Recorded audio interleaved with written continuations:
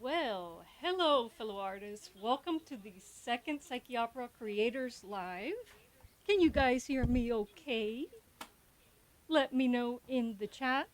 So, this show, I'll be showcasing fellow builders of musical instruments and their work, whether it be rustic cigar box guitars, traditional flutes, trash bin percussion, synthesizers, software instruments, DIY MIDI controllers, or classic guitars made by master luthiers. If it's made by humans in a workshop and not by machines in a factory, then I want to talk about it.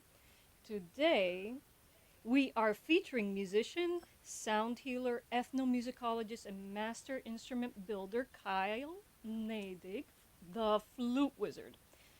Let's get into, well, not into, but let's get to know this wizard a little better. I've put together a short montage of his work. Here we go. Greetings and blessings from the Flute Wizard. Here we have a new addition to my signature wizardly walking stick.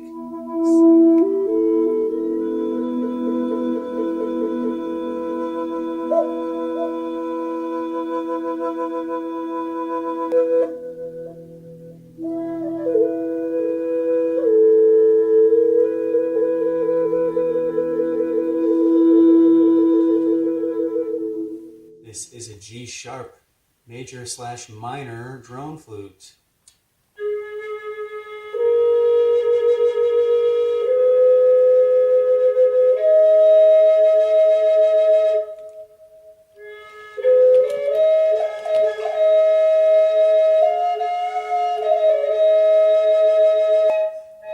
Greetings and blessings from the Flute Wizard, here to showcase another one of my gem shorns. This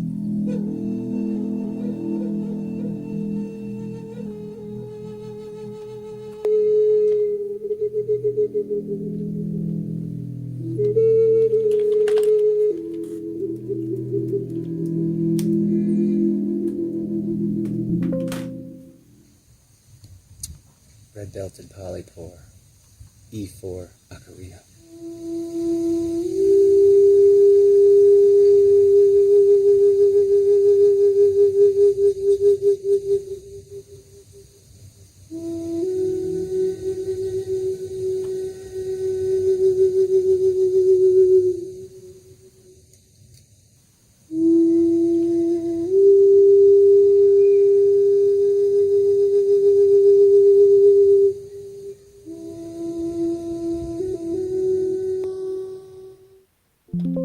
All right. Hello. Welcome, Kyle, the Flute Wizard. It's great to have you on the show. To kick things off, I'm going to jump straight into the questions. Kyle, could you tell us a bit about your journey into music and sound healing and what initially drew you to playing and making flutes? Yeah. So let's see here. I did chorus from elementary through middle school, and I always had a very discerning ear. And eventually, after kind of taking a break from sports and athletics in high school, I found music to be music and film and cinema and things like that to be more of what was inspiring me at that time. When I was little, they gave you a recorder in, music class in elementary school, and that was always like it was kind of fun. Maybe that was like perhaps a tiny little bit of a catalyst. I would have to say that, oddly enough, I've played a lot of video games since I was a young kid, so The Legend of Zelda actually was a Oh, really big yes. inspiration for me. Love that. And Yeah. yeah, just the whole aspect of like, there's a lot of musical nuance and influence in those games. Not to mention the music of certain video game scores is fantastic. But Zelda and like Ocarina of Time and like the fact that wind instruments are featured in certain types of video games, that might have been a big catalyst. Cool. Yeah, and so that was probably some of the earliest sort of inspiration, I would say. And then around like high school, I got a hand drum. I got an African djembe, and I was just self teaching myself how to play, and then I started to slowly but surely just develop this extreme passion for a lot of different cultural instruments, and whether it was something like a soundtrack that haunted me from like an anime or a kung fu film or anything like that, I just started to notice all of these different types of instruments that were out in the world across various different cultures, and certain ones that spoke to me. I basically told myself I had to acquire and just study or investigate, and that has been a big source of my musicianship for as long as I can remember now. I'll be 40 this year in November, and I have been devoted to being a professional musician for over 25 years now, and 16 of which as a maker, master builder of wind instruments. And yeah, I think that I've always had a little bit of there was always something deep inside of me that was like a fascination for the natural world, and things that are either tribal or shamanic and of that nature. And I've just kind of ran with that just naturally for a good portion of my life now. And as soon as I learned one instrument, I was like, okay, I got myself to a good level here. Let me investigate and get another one. And it just became this obsession and a big passion to just acquire lots and lots of different types of instruments, whether they be hand percussion, stringed instruments, wind instruments, you name it. And now I have just this absurd, a pretty big instrument collection for just one guy. And Beautiful collection. It's a beautiful collection. thanks. And I've spent a lot of time just kind of hyper focusing in certain types of musicianship throughout, the time that I've been, studying the art of music. And I've never been really formally trained. I've basically just self taught myself everything that I know. And it's been quite the journey so far. I mean, through your own practice and your own research, you can claim yourself to be an ethnomusicologist. You've just have studied so many cultures, and which musical traditions in particular inspired your flute making? Oh, it's a mix. Right? It's definitely going to be, the first time that I ever heard like a traditional native style frame drum paired with a rattle and some flute playing. I still get the chills just like thinking about it. And that was a long time ago, and it always was just something that kind of just hung out in the background until I decided to give it some time and energy to study. But a blend, I would say, a blend of traditional Native American thematics and harmonies and textures and soundscapes that way. But at the same time, in terms of what would influence my flute building, a lot of Japanese and Chinese stuff really has always spoken to me too. And of course, there's so many different types of cultural flutes out there, from tons of stuff in Europe, South America, Africa, Australia, you name it. Like every place has their really unique, specific wind instrument origins. And for me, I've always been heavily inspired by Chinese and Japanese soundscapes and the overall the theory that comes along with that music. And Native American style stuff actually follows a relatively similar standpoint. Interesting. Yeah, there's a lot of focus on pentatonics and the more minimalism of like a pentatonic scale and how many different modes and variations that you can basically investigate that way. And that I've dabbled in so many different styles of flute construction over the years, because my approach has been, it's great to get good at one thing and do it right, but you're going to be so much better at the whole thing in general if you study so many other variations of the craft. So you go from trying to play a side flute, like transverse style flutes, to playing either a fiddle style flute like an ocarina or a recorder, or a Native American style flute that's all fiddle based. And then you've got the end blown style flutes like the kena and the shakuhachi and the Chinese zhao. And so basically I started to just like realize like, whoa, which ones are hard. So like do your hard, like for me, I've always been a do your hard homework first, because then the easy stuff won't be a challenge anymore. And so that's kind of the thing. I was like, all right, like let me try to make stuff in this particular style and understand and learn the mechanics about why they operate the way that they do. And then once I got proficient in one form, I said, all right, let's take a break. Let's try to study a different form.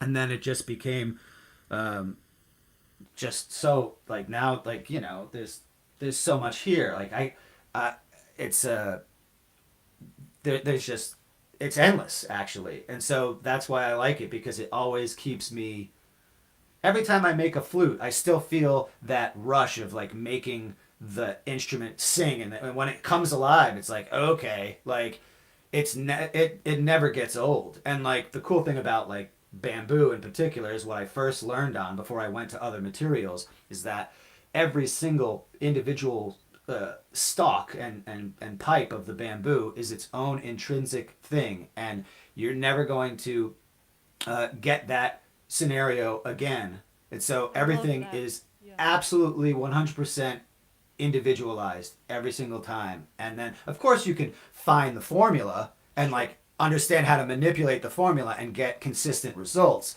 But that's the thing that I really have always been the most intrigued and excited about, is that with the ethnomusicological approach to studying flutes and studying other instruments in general, there's such a diverse amount of stimuli and inspiration to investigate. And so that, I mean, that, I guess that mildly answers your question. And with bamboo, as you said, because every stalk is unique, every build experience is unique, and it never gets old. Yeah. Sometimes you, for example, you build. For me, building cigar box guitars, there's so many variables that go into building a guitar, that every single build presents its own unique challenges, so I never get bored. And I feel like that's the same thing with your flutes. Yeah, there's such a you can pull the art and the builds into so many different directions, and I find that if you want to, for this particular type of craft, my general advice is like, first learn the basics, and then once you understand how to start manipulating the formula, then it's easier over time to get like easily replicatable, results and stuff. But it's like you're gonna want to try to do a lot of different stuff right off the bat, but it's important to like hone your focus, do one thing good first, and then once you got that thing good, then invite the next new thing in because you'll have more bandwidth, you'll have more room. Right. You won't have to be worrying about the mistakes that you made because Right. You level up each time. Exactly. That's the whole process right there, and that's why I love flutes because of that. Because now, like, I mean, if you told me year one when I was making flutes in my grandma's basement on the East Coast in New York, it was in Ardsley, New York, in Westchester County. I started making flutes in my grandma's basement, just as like a tiny little hobby, and then every once in a while, out of like, you got to crack a few eggs to make a good omelet scenario. And once I made like one good flute out of like botching like 10 or 15. And then I was like, okay, like now I'm getting somewhere. And then it just was like, if you keep at it, then you generally make less and less mistakes. And it's like measure twice, cut once sort of approach. Like Yeah. do your homework. But at the same time, you only get to a certain level of proficiency if you don't stop. You just have to keep going and keep going and keep going. And if you told me that I'd be making the things that I'm making now, year one, I wouldn't believe you. I wouldn't have believed you. I would have been like, nah, like that's not. You know, Yeah, I would never be able to do that. You know. But now I'm like, I'm making things that. One, I mean, imagination is really, really important. So the vision that you can have, let's say, for example, your pieces, as well as some of the pieces that Mike showed in episode 1, it's all about like the experimentation and just like trying things. And like it's like sculpting, like you see it and then you pull it out of the material. And so if I've tried so many different things now. Like I started with bamboo and then I got other materials and I was like, oh, well, I got to get new tools so that I can work with these materials. And then it's just different approaches. It's like, well, bamboo, the instrument generally like is already hollow. You just got to pop out a couple nodes. The instrument generally makes itself, but you still have to have all of that back knowledge of like, how to file properly and how to X-Acto blade properly and like how to actually like have wind splitting across the fipple's edge properly and all of these it's like the combination of acoustic physics and math and science, and then on top of that you can be all good at those things, but if you don't have intuition and you don't trust in just like the art of making the mistakes and like seeing your ideas through to the end, you're never gonna know. And so that's been the process for me, is like learning some basics first, and then after I got comfortable, then I said, oh, let me test myself. Let me try something really hard. And then after doing enough like of so many different approaches like to materials, that's the real beauty of it, because that everything's so unique and special regardless of what material you're using. It's always going to come out like, certain words are going to sound like certain words. You've worked with very interesting materials. I mean, as we saw in the montage, you made a flute with a mushroom. Yeah, I'm the first. I know that you made a flute.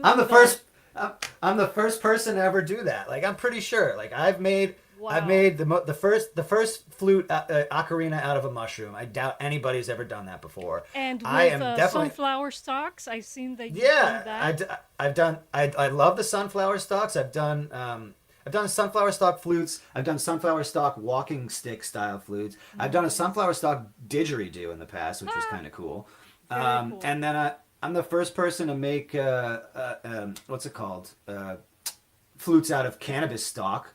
Awesome. That's a real unique one. I Cool. got that. I got one back over here. Yeah, let's take a look at all of the flutes you have behind you. We want to listen to them. We want to see how they work.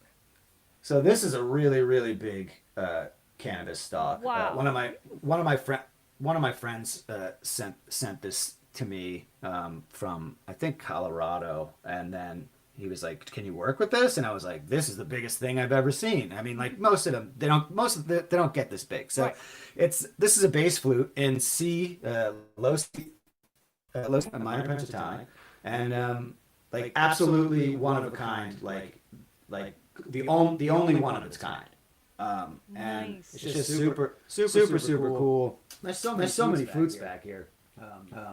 It's a Please lot. share. Pick one up. Play them. Let's take a look at them. Sure. All right. Well, we'll play this one real quick, and then I'll play one or two others. I'm gonna give you a little bit of reverb and delay here. Here's the fun part, folks. All right.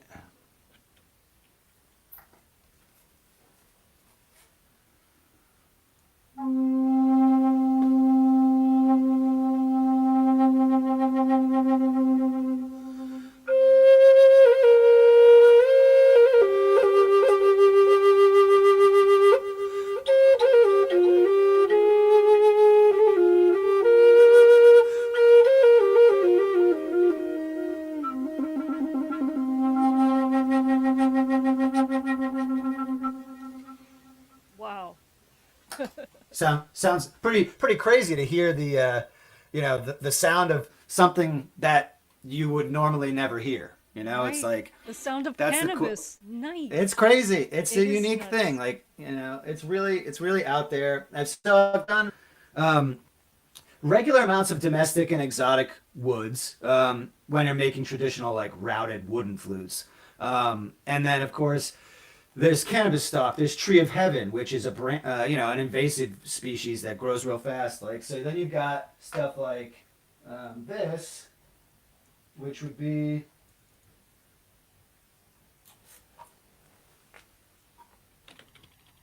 so these are tree of heaven. I've done mullein. I made flutes out of mullein before. Wow. Yeah, so like anything that can generally be hollowed out can be a satisfactory material. I mean, like I'm sure you've seen the videos of people like hollowing out carrots and zucchinis and turning them into flutes and stuff. But these are branch flutes. Wow. So gorgeous. these are tree of heaven, which is an invasive species that just grows like a weed in your backyard like crazy, and it's I like have to bamboo. Look it up. I can't picture it. It's it'll grow like in the matter of a year. It'll get like 10 or 12 feet tall, Wow. and then like at least get to a satisfactory width like this, where it's got a kind of like sunflower stalk. It's got a soft and pithy core inside of the branch. So if you can get a drill bit through it once, like a spade bit, then you can slowly start edging that bore open with larger spade bits as you get through it. So these are just completely drilled out. This one's in F sharp at 432 hertz. I'll play this real quick.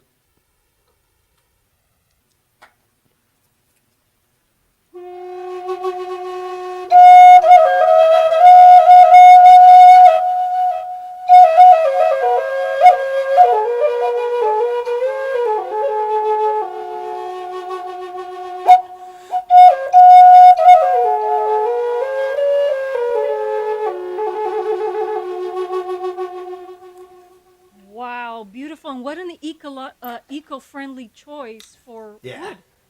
Yep. And this one is a really crazy shape. You can see it's got this like kind of this broken tip at the end here. Oh, I love and that. it's got a kind of a really unique curve to it. And this is B flat Aeolian minor at 440 hertz. This has got some really good dense walls, so it really packs a punch in terms of the tonal quality and the clarity, and the voice of this particular branch is very nice. I'll show you. All right. By the way, hi to everyone in the chat. I see you guys. Thank you for coming.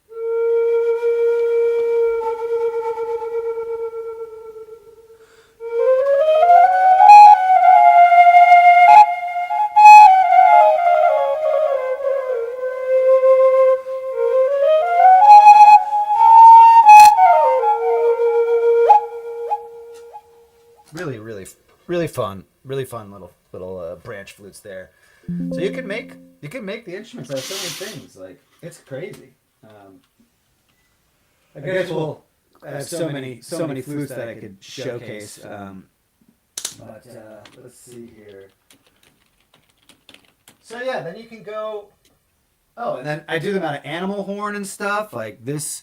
Here's a cutie. Ooh. So this is an Impala horn, and it's like a three. This is like a three-hold whistle, more so than a flute. But it's interesting, nonetheless. Kind of more higher pitched. Aha. Curious.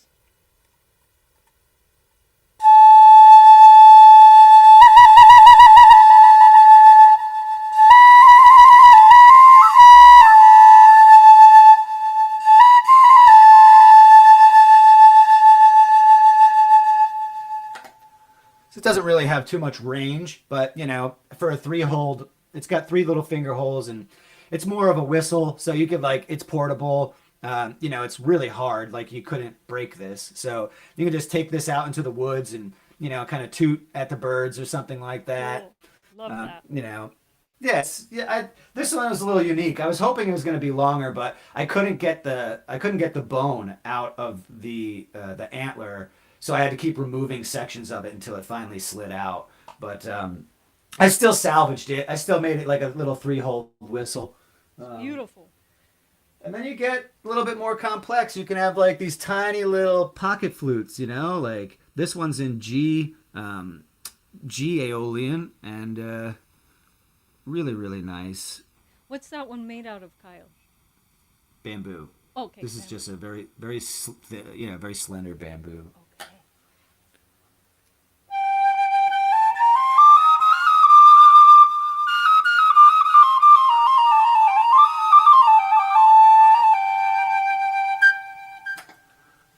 Really, really cute. The higher pitched flutes, there's a trick to doing the higher pitched ones where if the material is really, really dense, it really shoots the sound out. But if it's like a piece like this, which is more kind of spalted, it's got some the walls on the inside are a little bit more porous, and they soak up a little bit more of the breath and the vibration, and so it dampens the tone, and it makes it way more palatable to the ear. Because if it was a more dense piece of bamboo, it would get real shrill, and it would it would hurt your ears a little bit.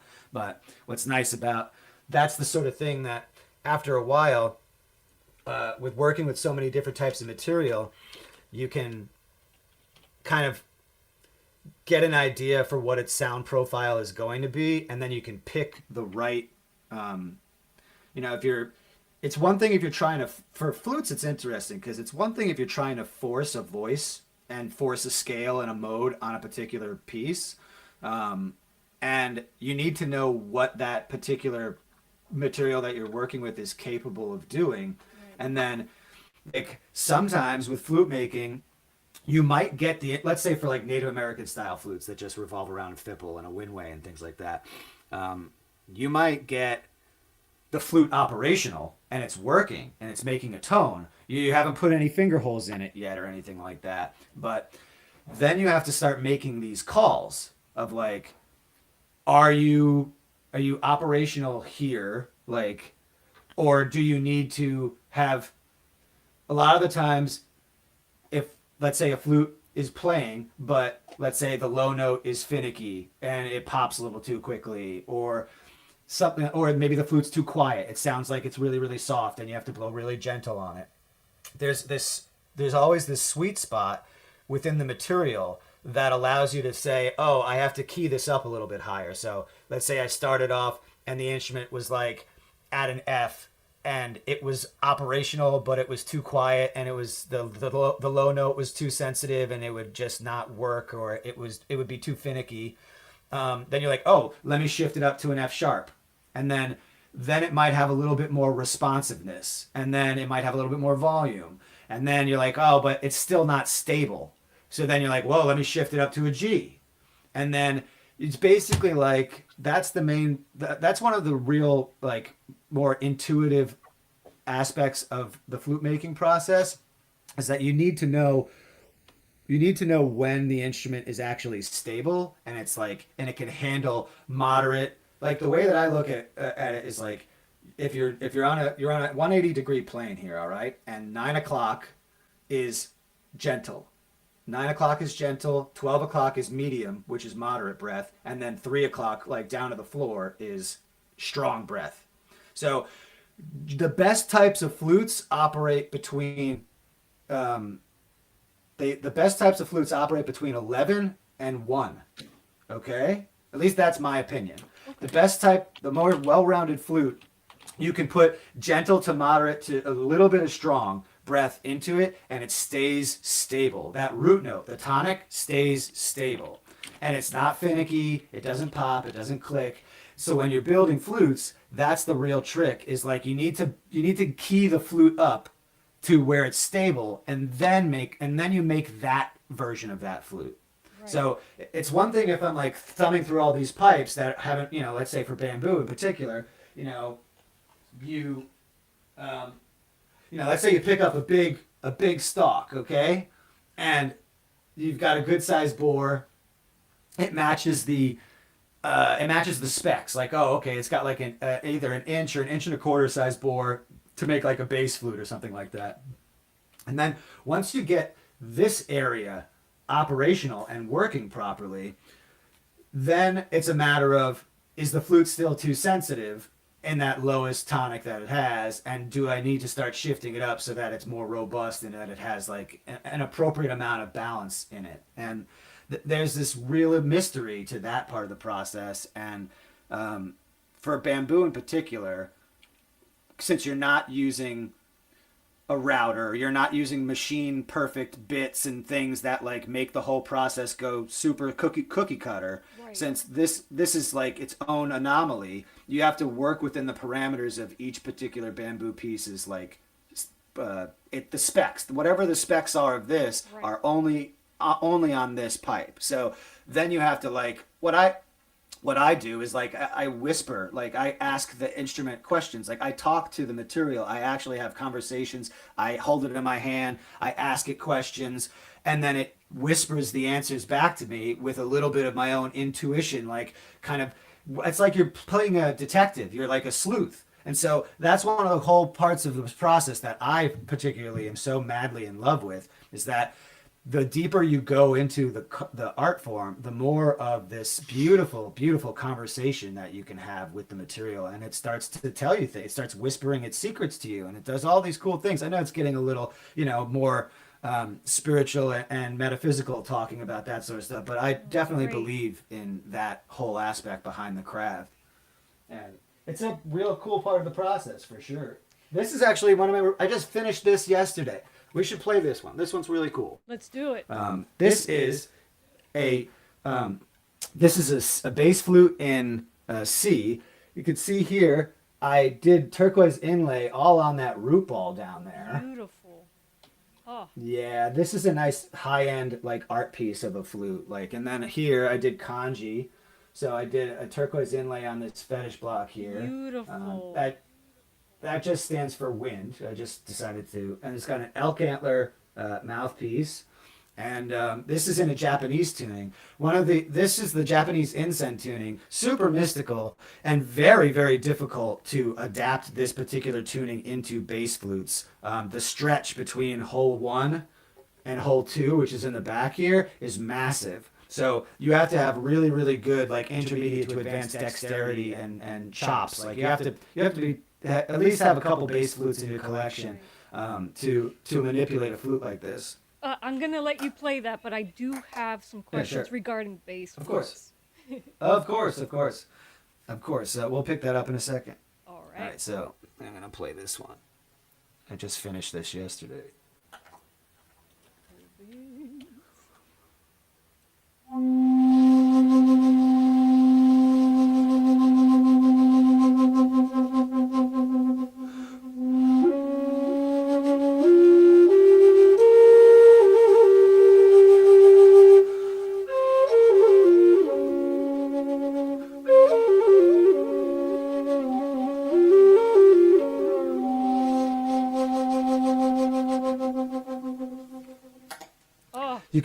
You can really hear those like mystical, like ancient Zen vibes in that particular scale, right? It's really cool. It's beautiful.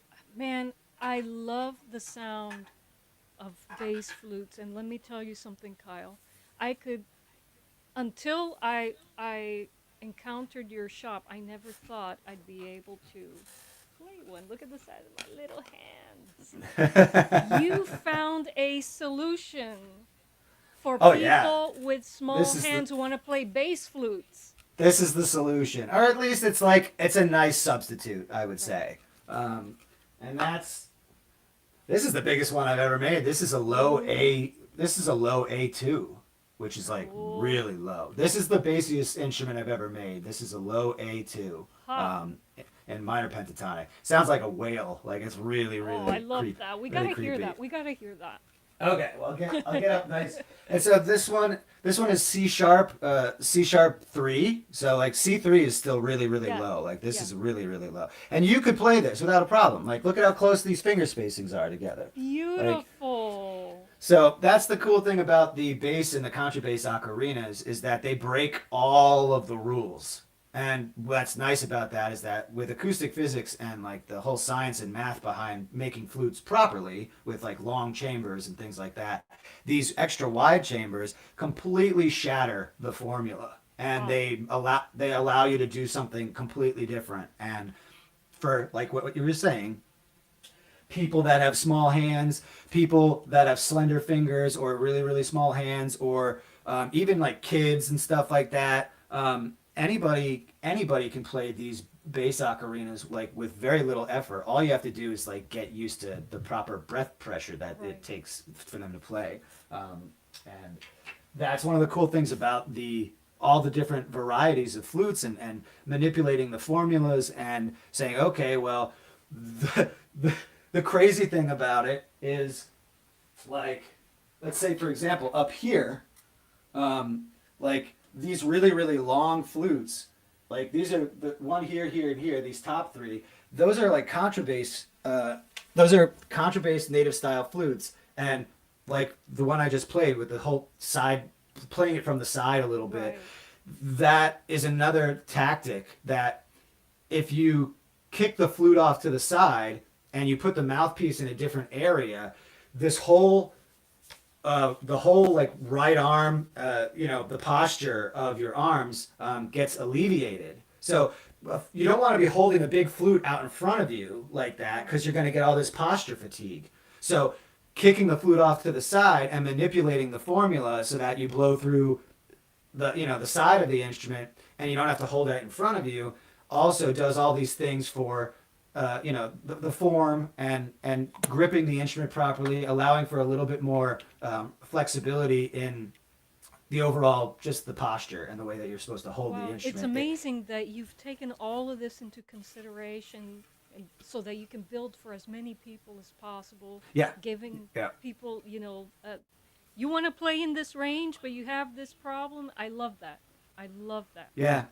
It's something that I noticed early on where I would be I'd be at a show, I'd be gigging somewhere or whatever, and then I'd be playing my flutes, and then somebody talks to me afterwards, and they're like, what's the best flute to start on? What's the best flute to get? And then everybody is all like everybody's always, always super enamored with bass flutes, the really, really low. Yeah, there's something really, really powerful about those low, deep frequencies and those deep tones. And so everybody's always super enamored with bass flutes, and they're like, that's the flute I want. And then you're like, okay, but let me school you on some important stuff first. And you're like, it's like if you don't have the muscle memory in your hands, like from playing flutes for a little while, it's going to be a massive challenge, and it's going to be most likely discouraging. And everybody's always like, oh, but I want it so bad. I'm like, yeah, but you got to do a little bit of, you got to do a little bit of homework first. Yeah, so you got to get a small flute first. You got to understand how to play it. You got to understand breath pressure sensitivity and how much wind you have in your chest, and then get into technique and all sorts of things like vibrato and tongue fluttering, and like just being able to wrap your head around the basics first before you like really step into giving yourself a challenge. And so these are so much more forgiving in the grand scheme of saying, well, I still want to play a bassy tone, but my hands can't do the advanced to intermediate to advanced dexterity that like other people have put a lot of time into. And so for me, as a multi-instrumentalist, playing so many different instruments, I've got a lot of crazy, weird, like hyper, dexterity in my hands. Right. So, but that's the sort of thing that could be discouraging for somebody that doesn't. And so, especially if you have small hands and stuff too. So then these bass and contrabass ocarinas, they break all the rules, and they make it so much more easy and even like very user friendly. Like even for somebody that's never played a wind instrument before, you can make tones on this immediately, even if they're not the best like right off the bat. And so this is an A2 at minor pentatonic. It is really, really low. I'm curious to see if it comes through the audio, because the lower the frequency, normally the quieter the instrument. So that's the hard part, is that their natural volume is low. Even though it's tuned properly, it's still a very quiet instrument, but I think the mic should pick it up pretty good. All right, here we go.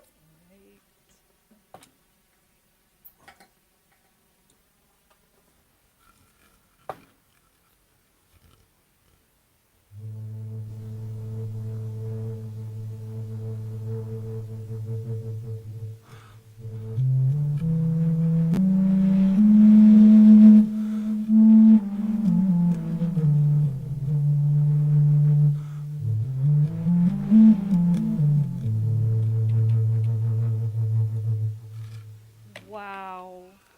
Yeah, that's A2. A2 is real low, like super, super low. Amazing. Now, as someone who wants to purchase an ocarina like that from you, Kyle, how much air do you have to put into that instrument?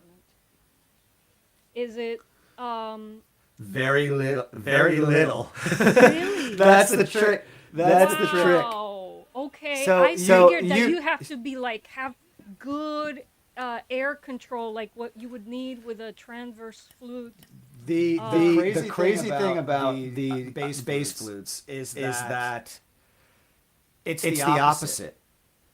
You would think that you need a lot in the cavity, but it's more about slow, methodical, and very, very a slow, sustained, methodical breath pressure, where it's as gentle as you could possibly try to go. Like Wow. you're not blowing hard. You're blowing really very slow and gentle. So that's the thing with bass flutes, even contrabass flutes, the long ones, all the big ones, all of that stuff, all the bass flutes, they require the most amount of discipline, because then you're channeling a very, very slow and methodical breath into the instrument. Usually that's how I kind of, I rate and I rank and I gauge all this stuff, is that the instrument that requires the most wind is the high-pitched little tutors. Really? Okay. So these require like down to the floor. Like I was saying, like 9 o'clock, 12 o'clock, 3 o'clock. Right. Higher pitched flutes, everything in the soprano to like high soprano range, they require like 1 to 3 breath pressure generally. Wow. And that's the weird balance. Is like higher pitched flutes, definitely want to be more aggressive with your wind. They require you to be more aggressive. And then as you start scaling down, alto, tenor, bass, and then contrabass, then you have to be basically then you have to start calming down and like basically backing off of the flute a lot. And so that's the real language in flutes, is that the higher they are pitched up, the more aggressive you can be with your wind.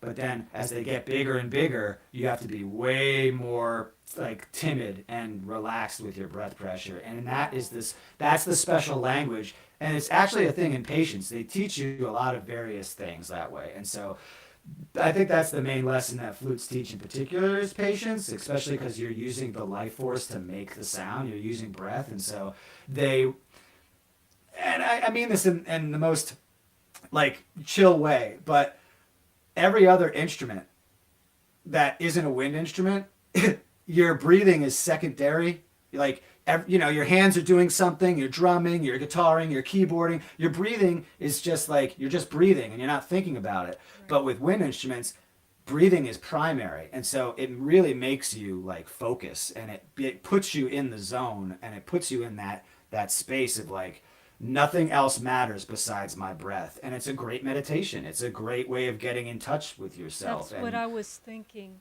Yeah. That's what I was thinking. I had a friend in college actually who had asthma as a child, and her doctor suggested to her mother she should start playing flute. And she became a classical flautist, and it helped her asthma, because somehow, you know, focusing on her breath helped her overcome the disease. I'm not surprised. Yeah, It's amazing. that's really cool.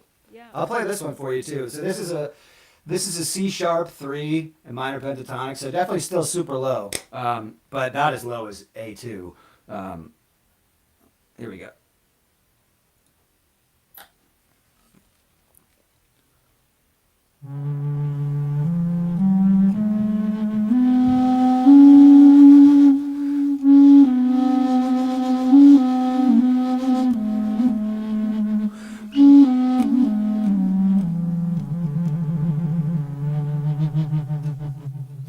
Awesome.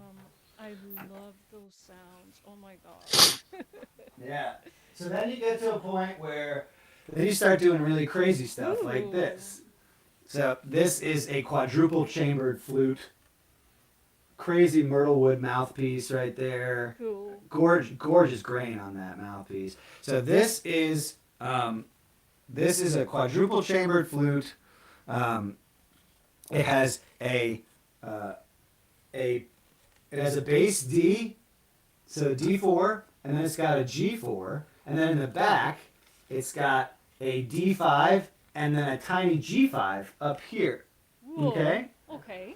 So it does all these crazy chordal structures. Like, I'll show you some of the walking stick flutes too. There's, you know, you can either, sometimes when you're doing these drum flutes, you can pitch them so that they're at a perfect fourth or that they're at a perfect fifth. And this one is, I think D and G is ascending. So I think this would be, the fifth. Let me get this going here. This is a really mystical sounding instrument.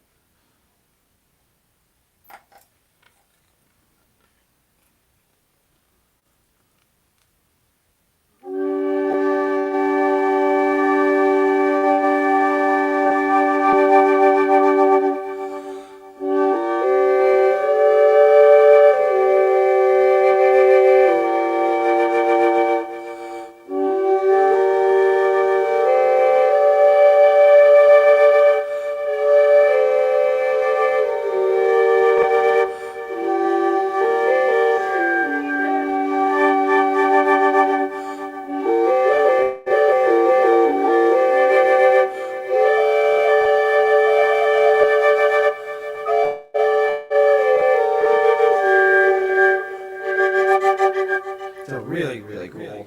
Beautiful, beautiful. That instrument reminds me of that's a fun one. the Chinese hulu si, and I remember talking to you about that instrument in particular, and you said that you know, you came up with that design without knowing about the Chinese hulu si, which is a little different. The tone is entirely different because it has a reed in it, but it has two pipes and a gourd, and so your instrument is much more mellower. It has to deal with the, like, I mean, of course, reeds in particular, the way that a reed splits the, you know, and creates the vibration in an instrument is a lot more, it's more aggressive. Like, there's that, yeah, it's got that kind of quack, like that kind of wah like sound to it, and that's one of the things that I've noticed. Like, I've got like one of my friends like bought me a Duke for like as a Christmas present. And that's got a really, really big bamboo reed that you put in the front of it, and that honk, like it's like a goose honking, like reeded instruments are very, very difficult to play, and you know, it's the same with like the saxophone. Like, you know, the saxophone's really got that womp to it, and I think that's one of the cool things about contouring the sound with like, you know, the Fipple style instruments. the way that the splitting edge is on most flutes, it's, of course, it will have, as long as if the flute's made properly and it has very clean sound in general. It's always, and it's depending on the materials, like, one of those pipes is a little thinner, has thinner walls, so that's going to dampen and soften the tone of that particular flute that's on that 4-chambered instrument, and then one of them is a little bit more dense. So it's really, really crazy. This is a good segue too to like showcase. That's 4 individual pipes, like all resonating as one unit, which is a lot. It's a lot to do. Like it's a lot of picking apart the sound with your ears to make sure that everything is like matching properly. Yeah, you mix them well. I mean, beautiful I mean, voices. that's the drone flute stuff is a whole other ball game. Like, so it's one thing to make a really good solid single chambered flute, whether it's side flute, transverse, this, that, the other thing. But like, let's say for example, something that I've always wanted to buy is this Japanese instrument that's used in traditional gagaku music for the feudal courts and it's called a sho, SHO, and it is a 17 piped bamboo mouth organ. Wow. Okay. And it looks like the phoenix, when the phoenix is at rest with its wings down. And it's this, and the pipes are skinny, like they're really, really skinny pipes, and there's 17 of them, and they all fit into this little vessel that has like a harmonica style mouthpiece on it that you can breathe into it and suck in. Oh wow. So, it's nuts. It's nuts. Like they're probably like $1,500 to like $2,000. So like they're pricey, but it's you can breathe in and push in, and you can suck in like a harmonica, and it's nuts. And it creates these. It's supposed to represent like the sun bleeding through like the zephyrs and the clouds in the sky, like where heaven. Where heaven meets earth, and all these like really cool imagery things. But it's a 17 piped mouth organ, and it has got a extremely unique sound profile, and I've always wanted one. But the as soon as you get to like when you do the drone flutes, like let's say for example, you've got some right here. Yes. These beautiful pieces with lots and lots of inlay on them. So there's Ganesh. There's a turquoise Ganesha right there, and butterfly, and they've got this beautiful Ankh with the Eye of Horus, and then you've got the Om symbol. Nice. So you got some really more some fancier stuff. This is made out of maple, and this is made out of myrtle wood. This is in an Arabian tuning, so this is an Arabian drone. It's got a really fun sound. I'll play it for you. Yes.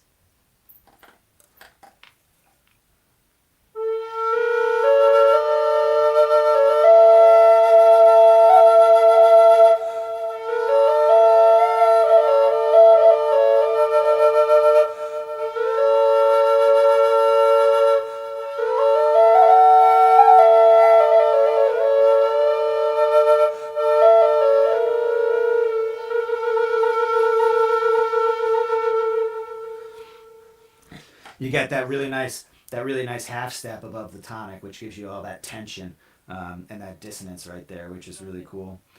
Yeah, this is an A. This is A4, and then let's see. So what's cool about the drone flutes is that I'll pull some walking stick ones up real quick too. So this is probably one of my favorite pieces. This is a personal piece I made. It's got turquoise and malachite and what's it called? Turquoise, malachite, and lapis lazuli inlay all throughout the body. Gosh, beautiful. Yeah, so that's like this is.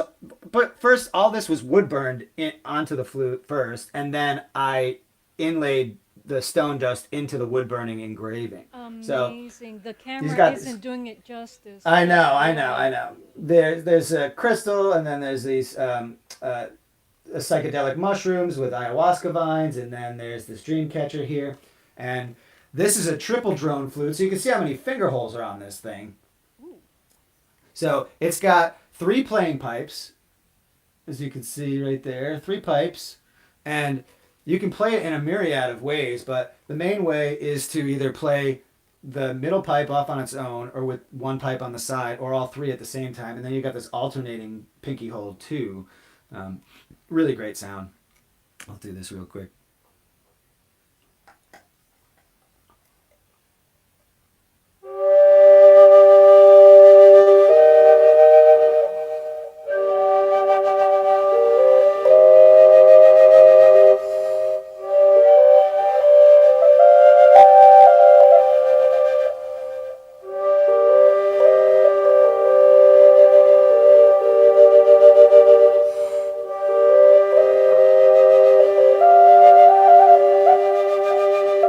So they actually the drone flutes. You're playing, two flutes in one. So when you're playing a drone flute, you're playing 2 flutes in one. If you're playing a triple drone, you're playing 3 flutes in one, and so on and so forth. So it requires twice to 3 times the amount of air. Right.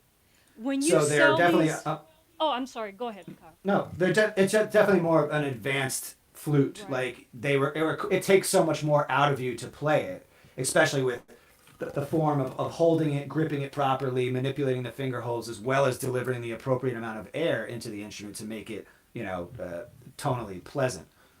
Since you sell flutes of so many designs, Kyle, when somebody approaches you about buying a flute, do you record a tutorial for them, or do you have a series somewhere of videos that people can tap into to learn how to play your instruments?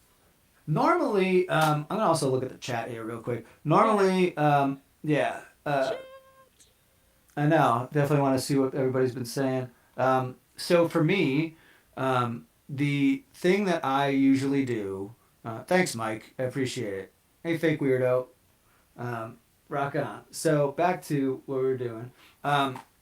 So the main thing that I do is, if somebody actually shoots me an email or talks to me on Etsy or whatever, however they get in touch with me, if they respond on one of my YouTube videos or whatever, a lot of the times if it's an inquiry, if they're like, oh, I really like that flute, but it's sold, or like, can you make a copy, or, what's a good flute to start off on? I will usually just provide very, very quick,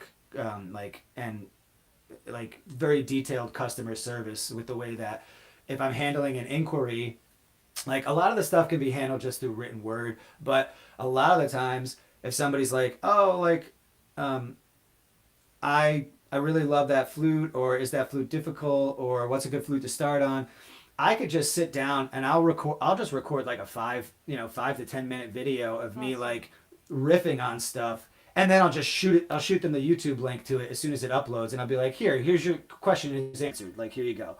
And that's the easiest way to do it, because then it's also like this, like, it's not an impersonal interaction. It's like, oh, I actually took the time to like talk to you directly. Exactly.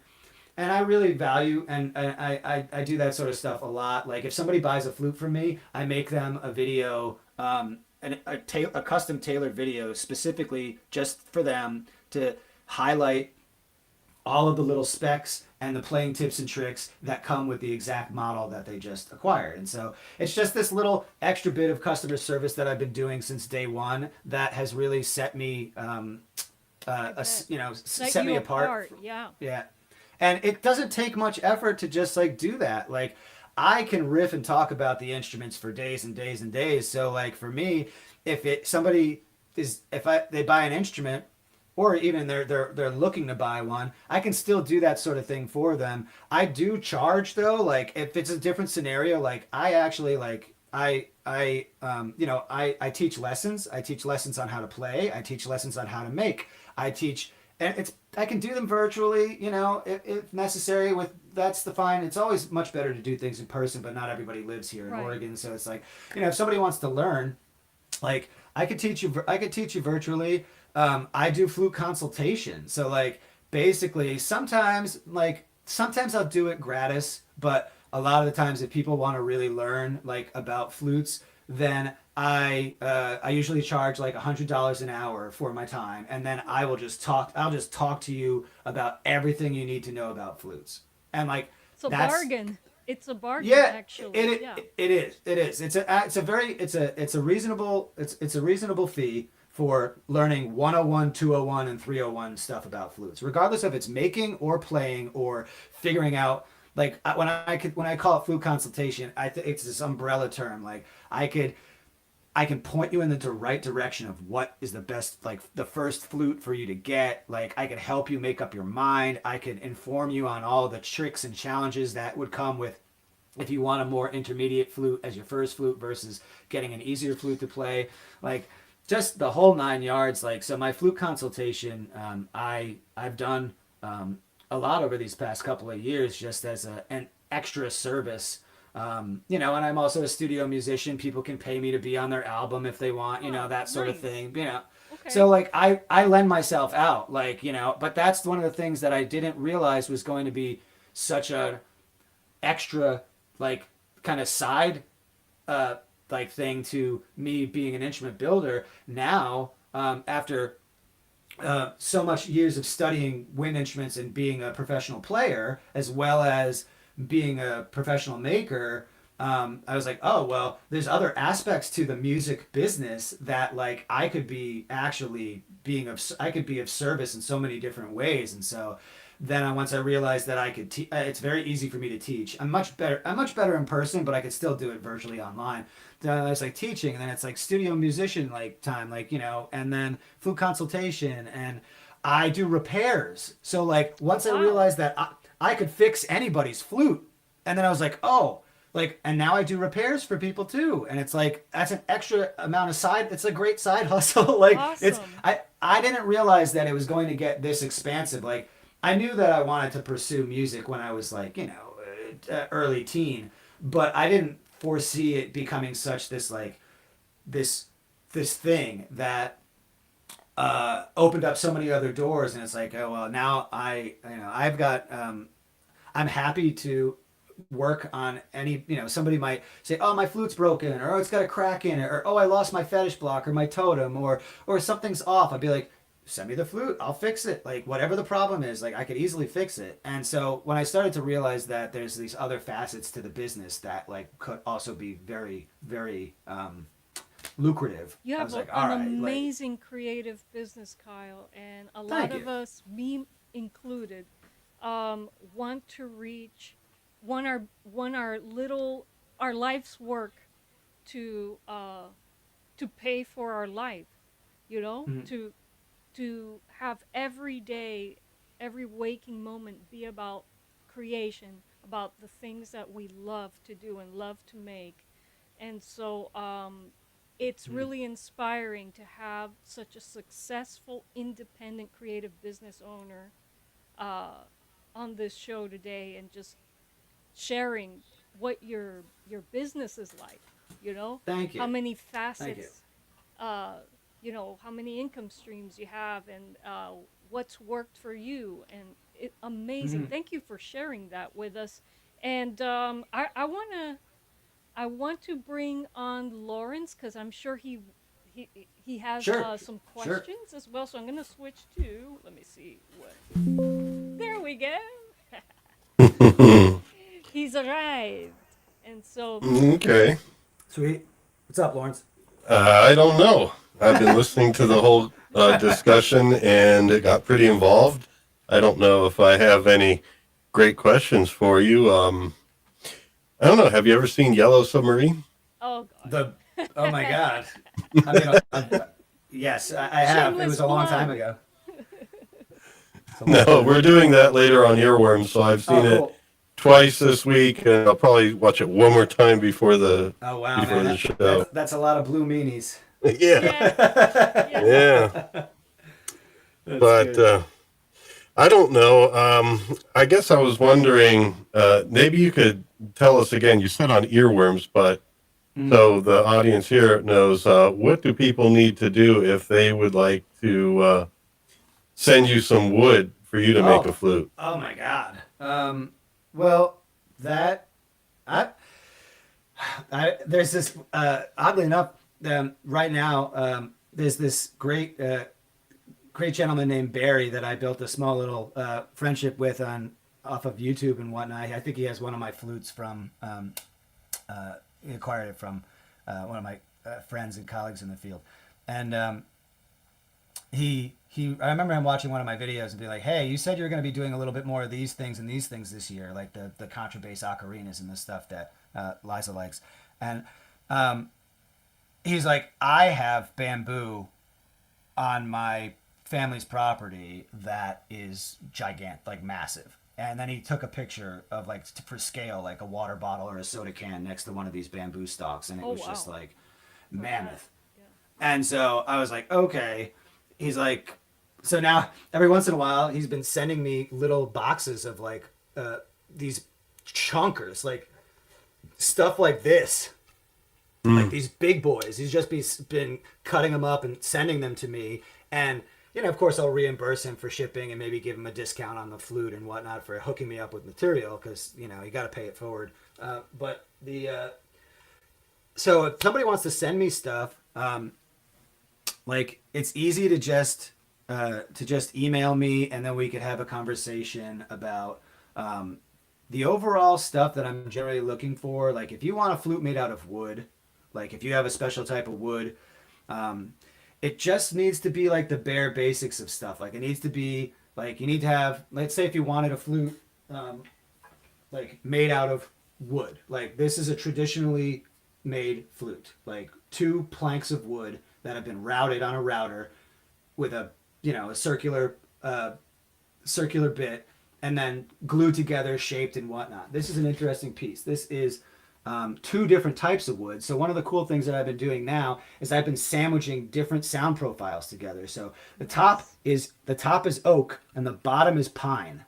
So you get this softwood on the bottom and you get this hardwood on top, and it completely creates a sound profile that doesn't exist in nature. And so it's very, very unique. Very So cool. what I've been doing is messing around with stuff like that, because it's like kind of Frankensteining certain stuff together, and it's really fun. So if you're going to send wood, they just need to be, it just needs to be planks of wood that are an appropriate thickness and have hopefully just been planed. So if they've been ran through a planer, just even a portable planer, like if they've been planed and they're flat and they stack on top of each other, clean. And you know, if you can't see, if you're holding them on top of each other and you can't see light passing through the middle seam, that's satisfactory enough. Okay. And then, so it just needs to be 2 planks of wood that are identical. So like they are matching in the same, like they're cut the same length, however many inches long, they're the same width, and they're the same thickness. Okay. And usually it just depends on the actual, the bit that you're using on the router. So I make flutes out of multiple different bore sizes. So you've got a 5/8 inch bore, you've got a 3/4 inch bore, you've got a 7/8 inch bore, a 1 inch bore, 1 1/4 inches, and an 1 1/2 inch. 1 1/2 and 1 1/4 can be those really big bass flutes, the contrabass flutes that you see. But usually I'm working with 5/8, 3/4, 7/8, and 1 inch, those 4 bits. And so you have to basically have the thickness of the actual plank that gets sent needs to at least be within that wiggle room of, if it's too flat, I'm gonna have to kick it down to like a 5/8 or a 3/4 inch flute. If it's like, you know, if the board is like an inch thick, then I can make it a 7/8 or a 1 inch sized flute. And it really also depends on the length. Like, I mean, on average, you could make a small little beautiful tiny flute with like 2 planks of wood that are only like a foot long, and you could just use a 5/8 inch bore and then make like a tiny little high pitched tutor.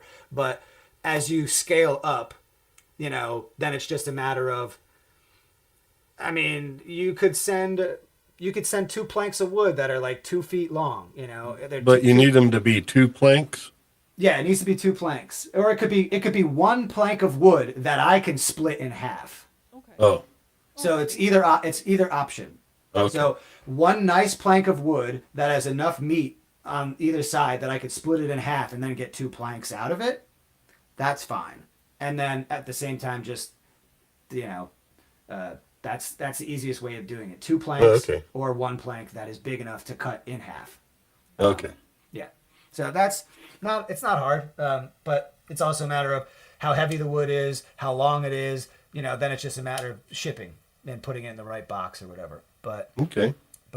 happy to make custom flutes from wood that is contributed or gifted to the cause, and that's a lot of fun when the materials are provided for you. Like that's always really really nice, and I'm sure it's more meaningful if it's like Yeah. if it's wood that you've had kicking around that you would like to see turned into something special. Like happily do that. I know what not Lawrence is Okay. thinking. We have so many fallen oak from Yeah. hurricanes. Yeah. And they kind of have a special. We have a special connection with our trees, and so So with the oak, if there's a lot of oak and like it's a lot of branches and stuff, like you need to pick the straightest branch possible, and then you need to go to a wood shop and you need to have somebody like split that branch in half so that you at least have one flat side, and then you got to bump that flat side up against like a table saw, and then you got to like shave off the rest of the material so that you can at least get one plank, like one good clean plank. And then if you have that one plank and it's big enough, then you can cut that plank down the center and get two separate pieces off of it. But it's like if there was a branch that was at least like 2 or 3 inches thick, and in terms of its overall diameter, and it was relatively straight, and you could get one of your friends, or wood shop scenario where somebody could like mill that branch down into one workable piece of material, then that's another way of going we about have doing it too. The branches we're working with, Kyle. These are from 500-year-old live oaks. Wow. They're huge.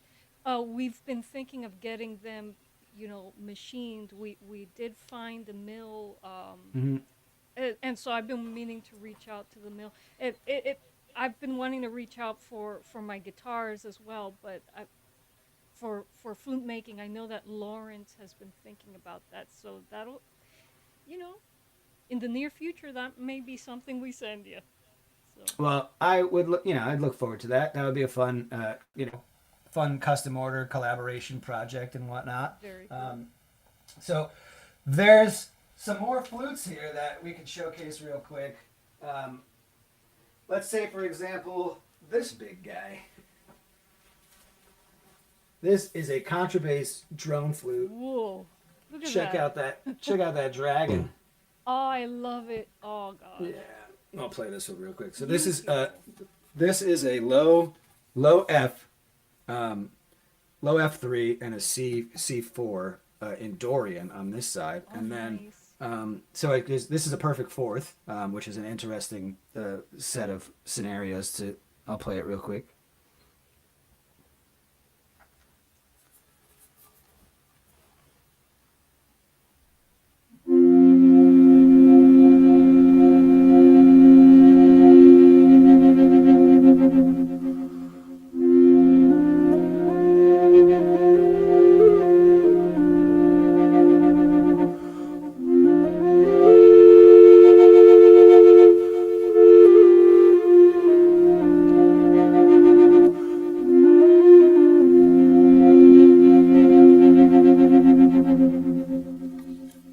Real fun.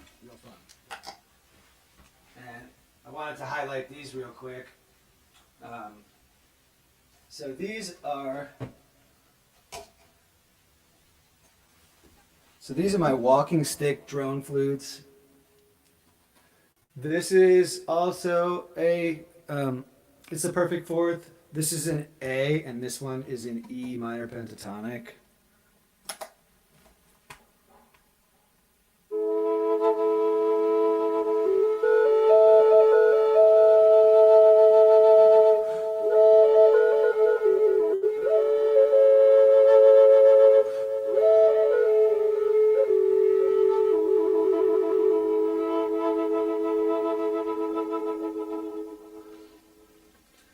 Super cool. We'll do this one. This one's actually made out of wood. I routed this one. This one's crazy. Got some Awesome. nice inlay there. And this is a low C3 minor pentatonic. You can see how there's the rubber stopper down here. And This is a bass flute. This is a nice deep, deep tone.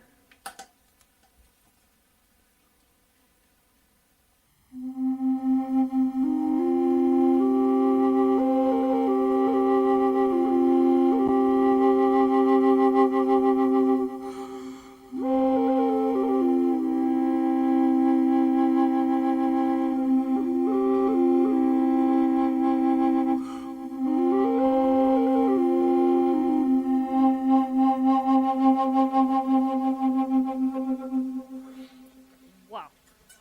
So, what are the requirements when sending wood for a walking stick flute? Oh man. I mean, It was you got the walking stick flutes are like this. They're super super cool. Like, and then not only can you,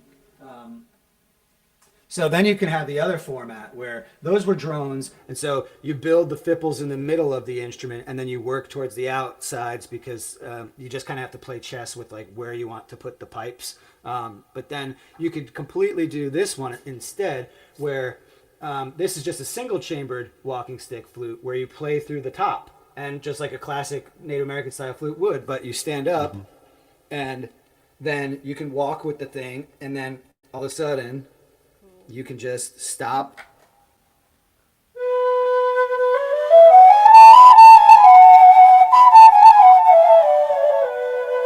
And then you can just start playing. And these are such a big hit. Like, I have been creating so much stock. Like, I'm sitting on like 65 units right now of like various flutes. So I stopped making content for my YouTube in April, and I stopped putting stuff on my website around April because I got juried into a flute festival down in Springfield, Oregon at the end of July called Flute Stock. So the reason I haven't been making any videos for YouTube or putting anything up on my YouTube or my Etsy either is because I've devoted all of my time to making stock and items for the festival. cool. And so now it's great though because it's a win-win. Whatever doesn't sell at the festival, I'll have content for the rest of the year. Right. So like I feel bad that I haven't made a video or like jammed on YouTube in a while, but like I have been making so many units. I'm like sitting on about 65 different types of flutes and stuff that are like most of them are finished. I just have the rest of June to like crank out the post-production stuff on them, like It's mouthpieces, understandable. ends caps. It's Yeah. understandable, Kyle. Making YouTube videos, it's like a full-time job in itself. I Yeah, love it, but you really, it either you're making videos or you're crafting instruments, because they take so much headspace, and you want to stay in the zone while doing Yeah. one thing, and so it's totally understandable. So you do craft markets as well. Yeah. I was looking at your questions and stuff, and I don't do them as often as I would want to. I do think that being in person to like demo the instruments and to showcase them in real time is a very, very valuable part of the process. I like to be in person, as like I said before. If I'm teaching or if I'm teaching somebody how to make or whatever, it's always better to be there in person. The craft fairs are really good because you can sit there and you can wax with all of the rhetoric and the jargon of the craft, and you could demo the instruments really quickly, and people can be like, oh, like they have so much variety, like I'm looking for this sort of thing, and it's like, oh well, I have like 2 of those and they're over there. It's like that's the sort of thing that like for me, like I started on Etsy just as like a just because, like, just to say, all right, well, I might as well try selling these things. Right. And once I got to a certain level of skill and proficiency where I was starting to value myself more and value my time more and understand that my skill with the craft was never going to revert. It was only going to get better if I kept going at it. So with Etsy, I mean, I started just generally selling like kind of like crafts and knickknacks, like way back, like when I was maybe in my 20s. Like I would make dream catchers and like little necklaces and things like that, but nothing ever sold. And this was like at the very beginning of like Etsy, where they've changed their policies so much now, and like it's not they're not necessarily they're not in it for the people as much as they used to be, As they but used to be that, yeah.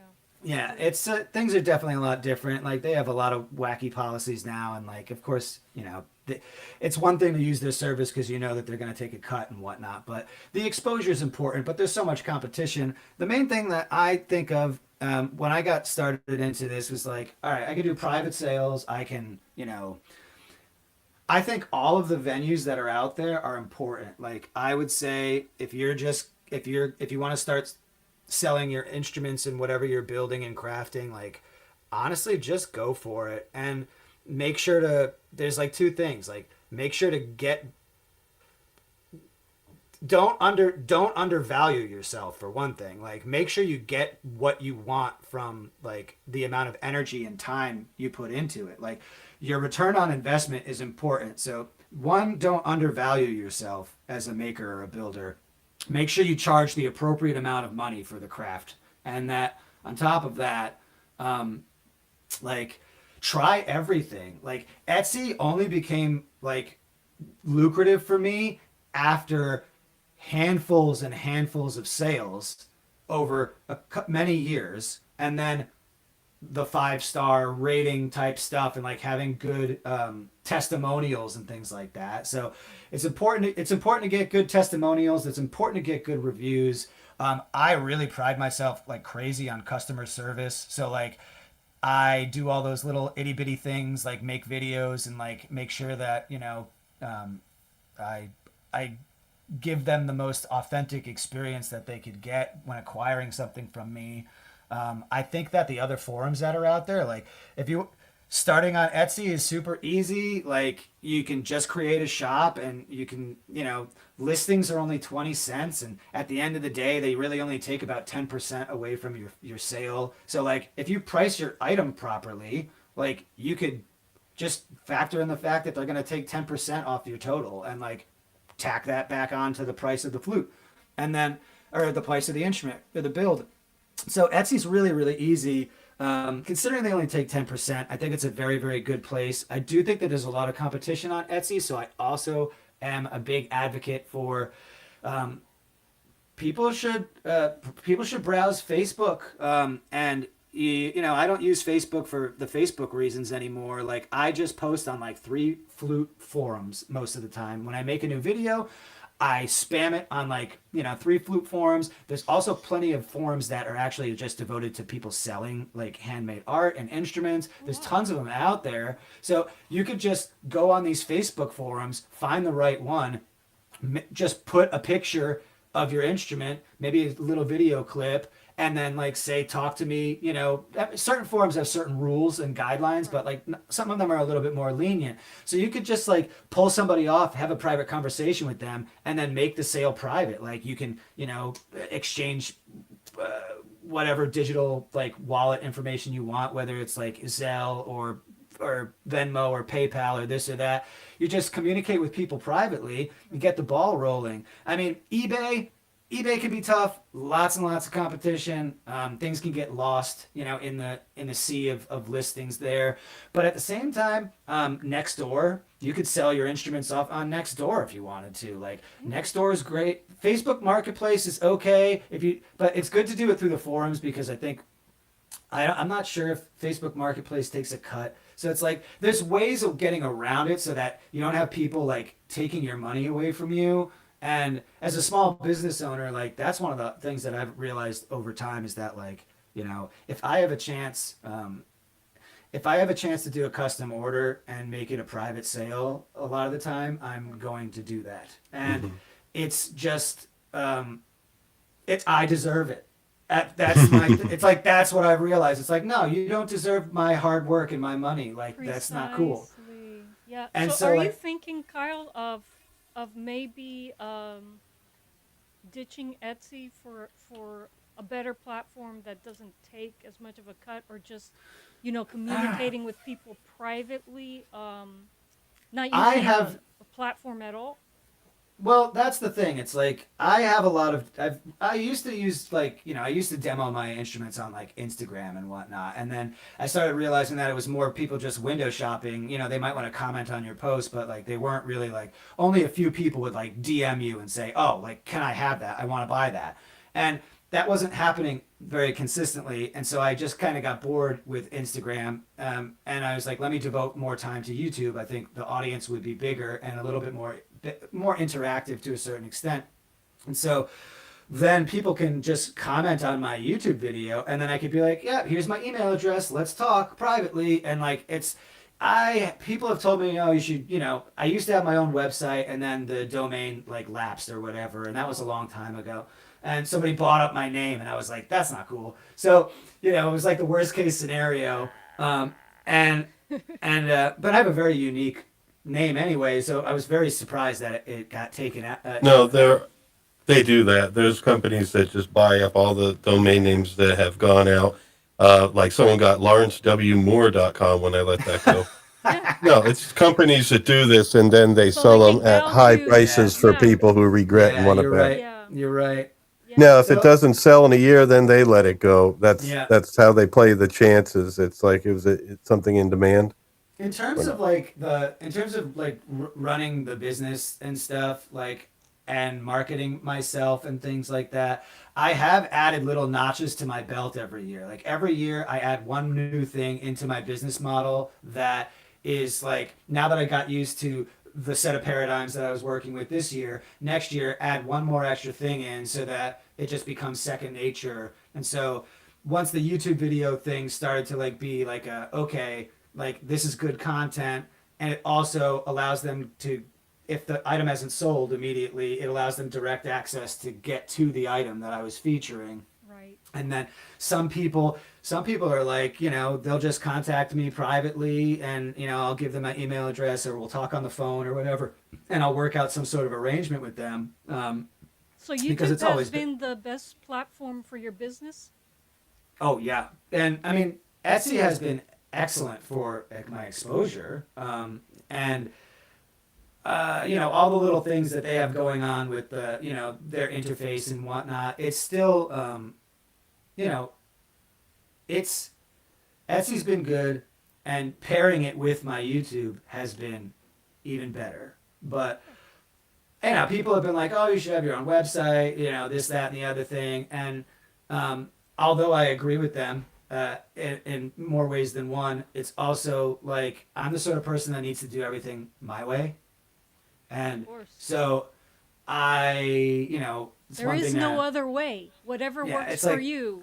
Exactly. It's like, okay, but if it would take a lot out of me to trust in somebody building me a website that I actually find aesthetically pleasing. It would be like that. That's the hard thing. It's like I would need to like coach them through what I want to see for my website, or I would have to build it myself. And so it's like, yeah, it's another thing to do. And it's like, but it's also, if it ain't broke, don't fix it. It's like, Right. if I price my items accordingly, on the Etsy marketplace, and they sell, and then I just factor in, the cut that they take and shipping, like it's very, very easy to play the numbers game that way. Like I've been doing it for a long time now, where I don't even think about it anymore. So that's, there's that part about it where things have been consistent and generally successful, and like I've always been slowly, steadily climbing up.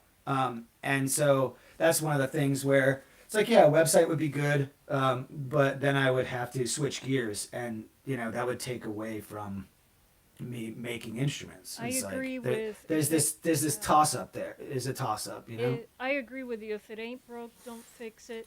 My concern. I used to be on Etsy long time ago when I was just Mhm. making jewelry, and what got me off of Etsy, and this is before there was a mass exodus of people leaving Etsy, is that they changed their policies often, and the policy that got me out was, they charge you to put up the listings, but then, the listing expires when it doesn't sell, and you have to pay some more after that. Yeah. And so I was like, eh. Mhm. So I left, And what what helped me, I mean, right now I just set up an online store on my website on Wix. But Nice. basically, the process of me selling my stuff on my website is the same process of me selling my stuff on YouTube. People just email me because we have to Yeah. be in communication anyway. So it doesn't matter Yeah. how people find your work, so long as they can get a hold of you. Yeah. And if you have a system that works, stick with it until Etsy messes with their terms of service again. Yeah. Yeah. And you can I mean, go to Beacons AI or Wix or whatever that's free.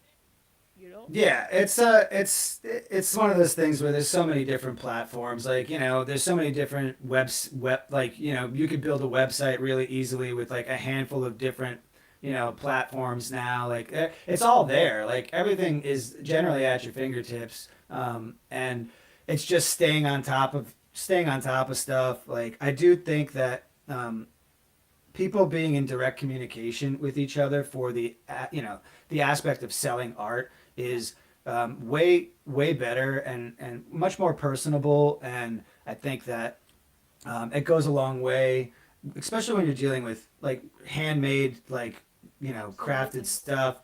And it's the creations. Like, there are babies, there are children. We make them, and then you want them to go off into the world and find a good home and find a good owner or whatever. And that's the trickiest part, I think, is like, I've had these scenarios happen to me where somebody gets a flute, whether privately or off Etsy or whatever, and then they they realize that that the instrument wasn't meant for them, and then returns, and they have to do returns and get refunds and this and that. And so my return policy is pretty simple. Like, it's like basically it's like the easiest thing in the world.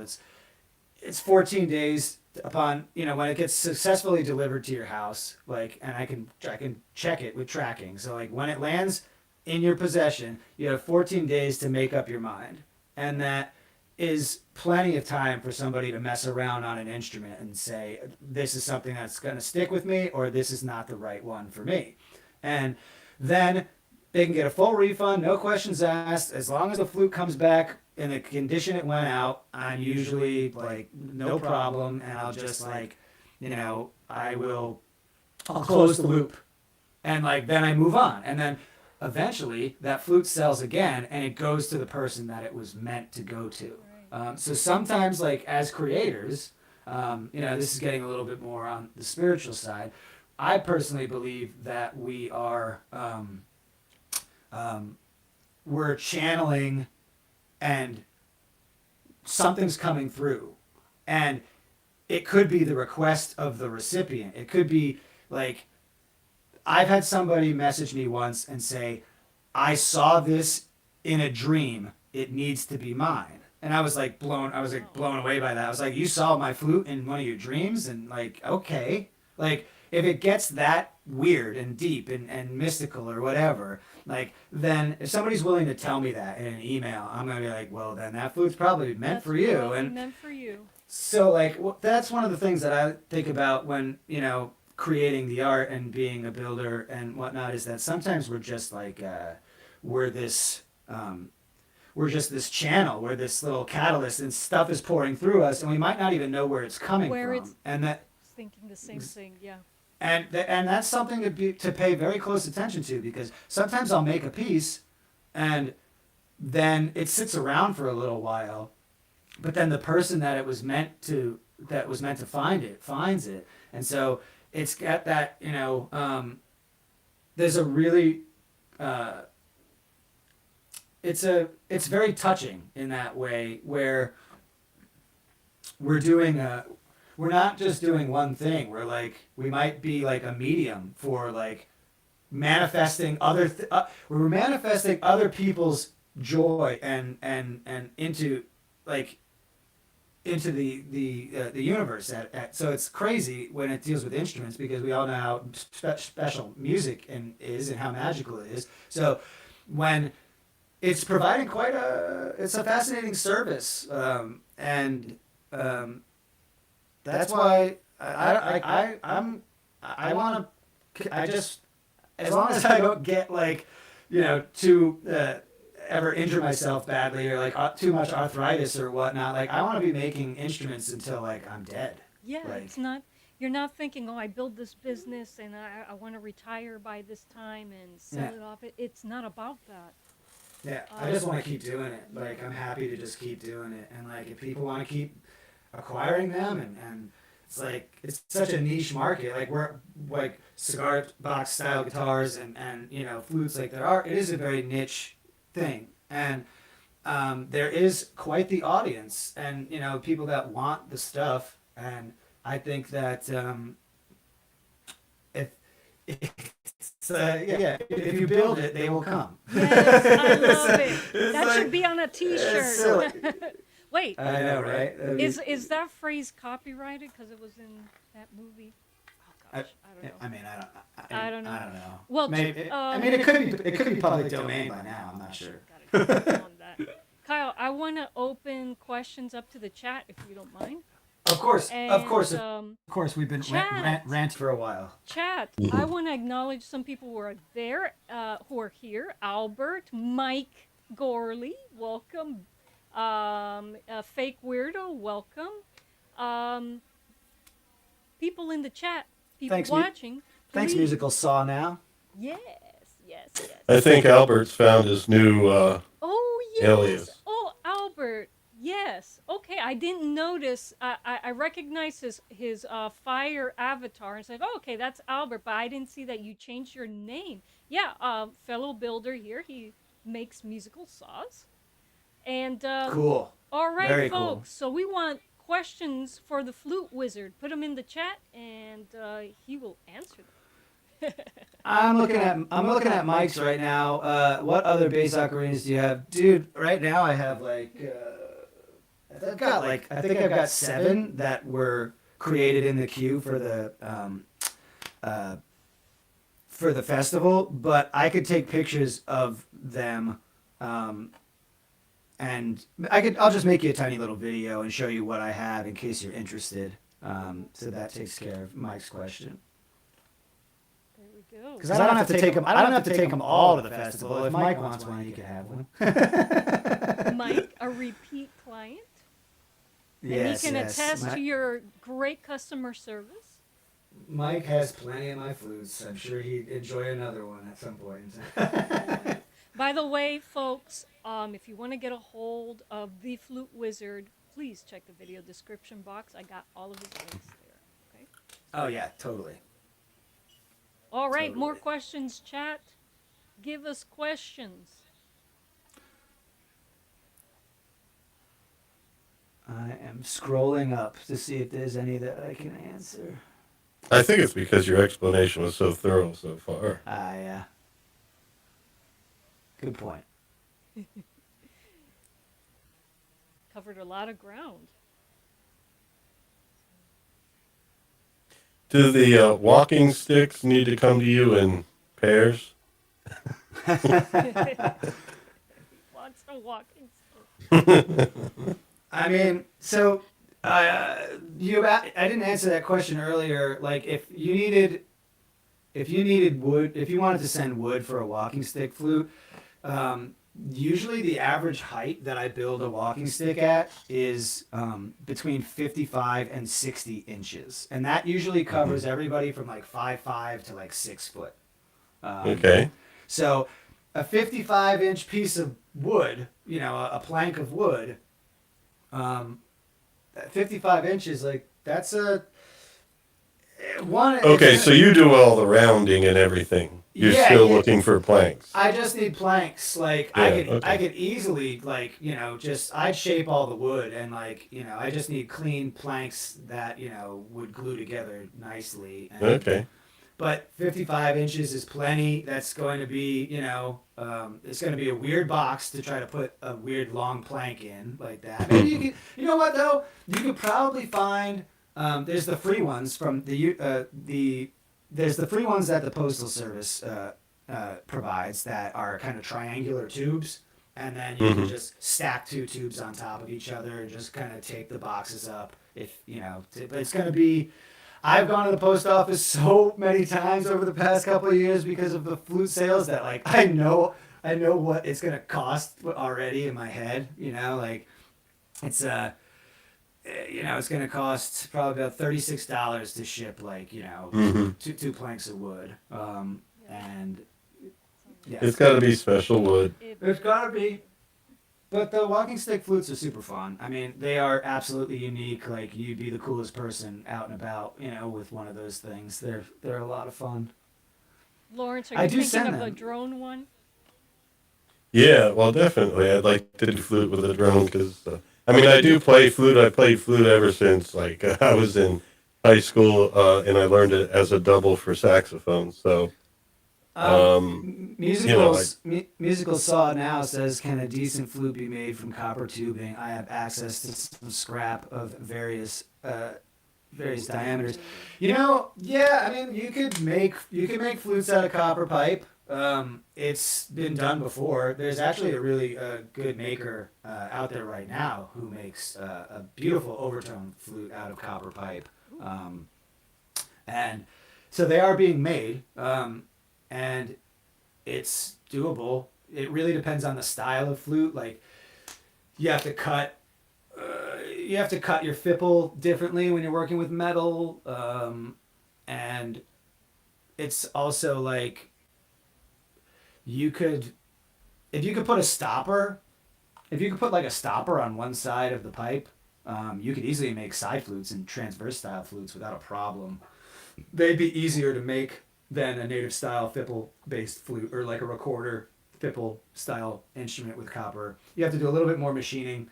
But if you had a copper cap and you had a long copper pipe and then you just like glued a copper cap on the end of one side, then you could make an easy transverse style flute and just put an embouchure hole on one side and then pop some finger holes along the thing and experiment that way easily. Yeah. Copper's an interesting material. The one guy that I know that makes really, really cool copper flutes, the range of the instrument, I think it has over 2 octaves of range. So it's a really, Wow. really interesting flute. Yeah. It's really long and he has a tube that comes out from the top. So that it allows you to maneuver the instrument wherever you want, and then you just have this long it's basically a long snaky mouth tube that you just put in your mouth. Very much like a melodica. He just installs something like that into the tip of the flute, and then you blow through, and then the flute does have a classic, like, more recorder style fipple. You could find that guy. I don't remember his name right now, but if you just research copper flutes, you could probably find him. He's not too hard to locate on either the flute forums on Facebook, or probably even, I think he's got his own YouTube channel. Like if you just type in copper flute. I know my buddy Tommy Graven has one of his flutes.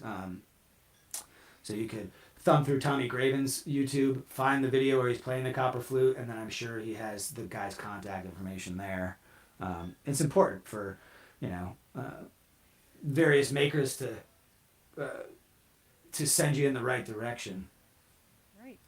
Well, you Yeah. can't specialize in everything. Exactly. You're drawn to a certain type of flute making, and other people are drawn to different. And we're not really in competition with each other. It's like everybody has their own way of building, and you're going to resonate with the builds of different people. I saw that Mike had a question. I'm sorry, Mike. Mm-hmm. Go ahead. Let's see. I was waiting for Mike to speak. I'm so used to streaming with him. I was waiting for Mike to come in. Hey, man, He's just watching. I forgot.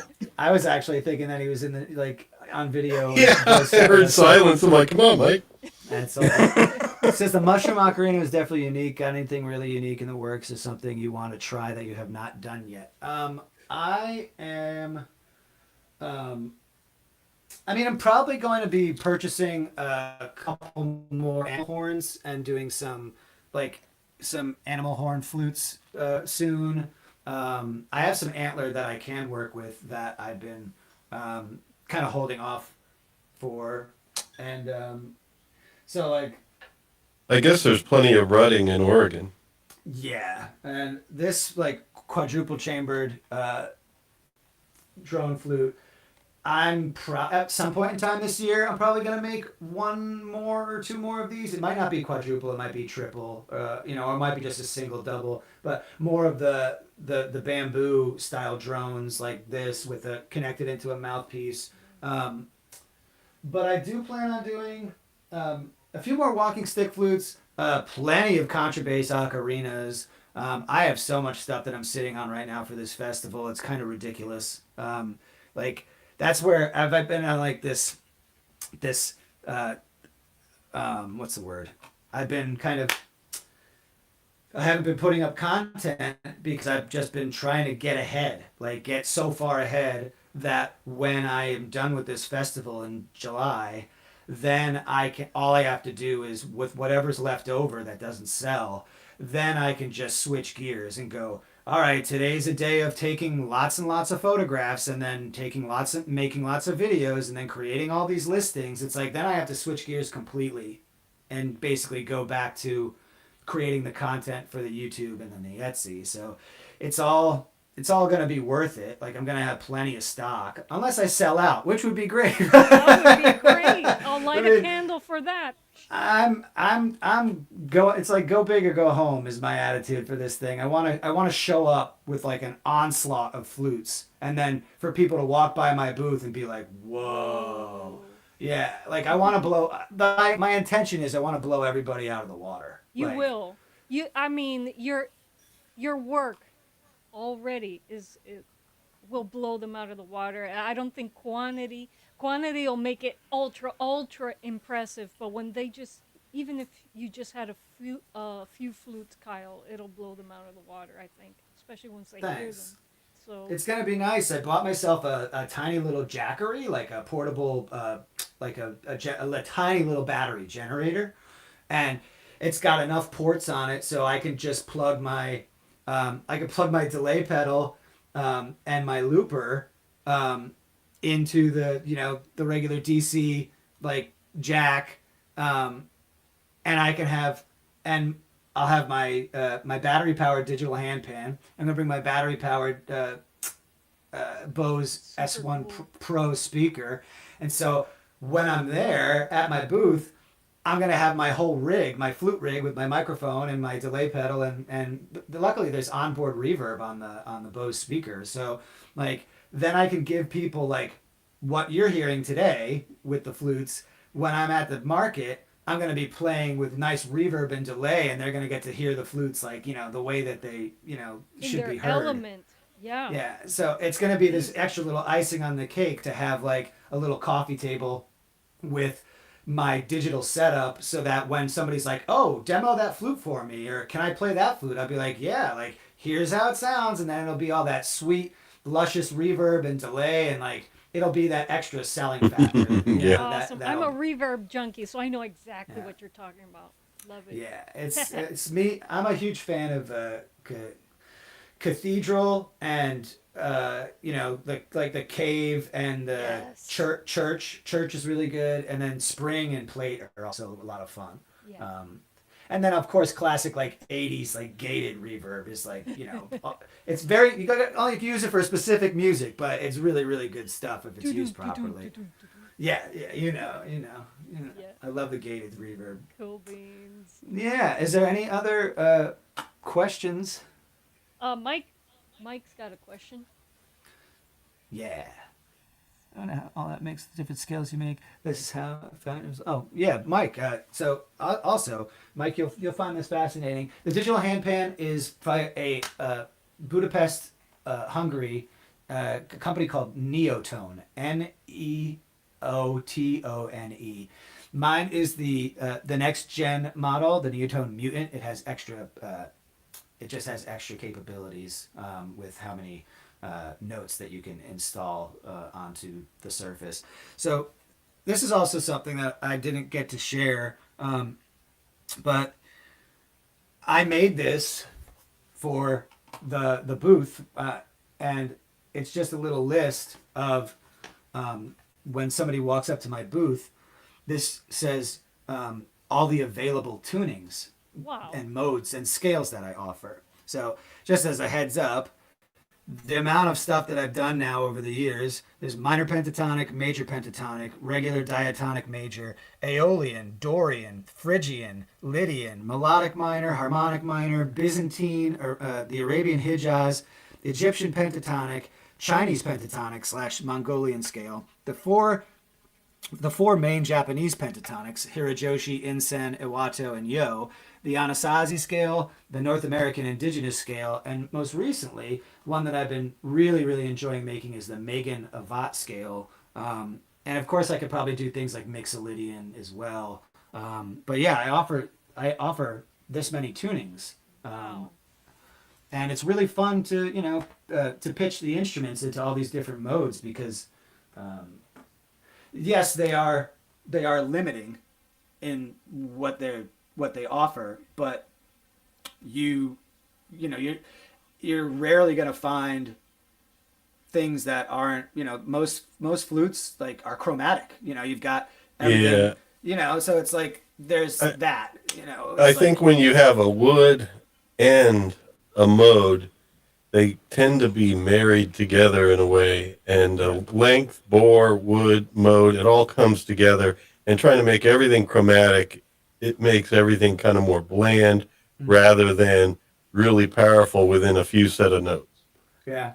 And it's nice to shape the sound profiles that way because even though it locks you into a specific like vibe and space and theory, it's still it's very.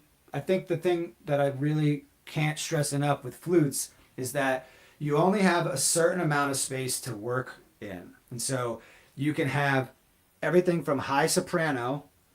Let's say for example, like this is a B5, so this is really really up there. Piccolo And, type thing. yeah, like super, yeah, exactly. And so you got B5, and then you've got everything down to the lowest. Usually, the lowest flutes that people can make, if they're like the big contrabass style ones, is like an E3 or a D3, and then everything after that is physically impossible to hold and play.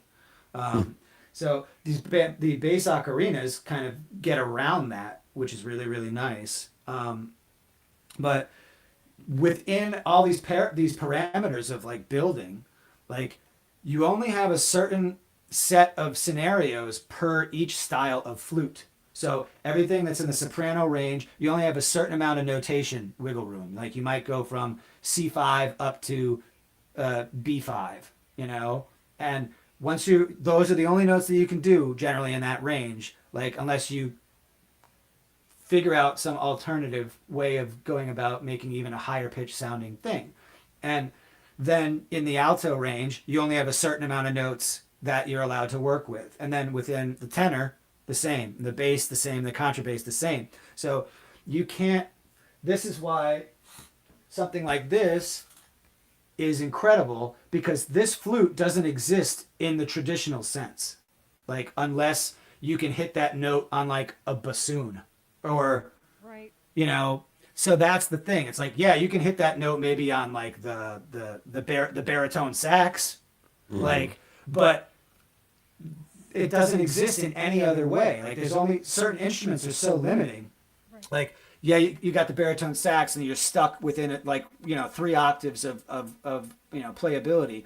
The reason I like flutes is that at least you have the chance to play many, many different scales in many, many different modes in many different octaves. And it's just a matter of you're stuck in that octave, but you can explore that space and get used to it and kind of hang out in there. And so Well, I would they imagine give you a lot of option. in live performance, Kyle, I would imagine that you have an array of flutes on stage with you, and I think that would just Yeah. add to, the performance. It engages the audience to have yes, they're diatonic. Yes, this is all you have to work with, but you know what?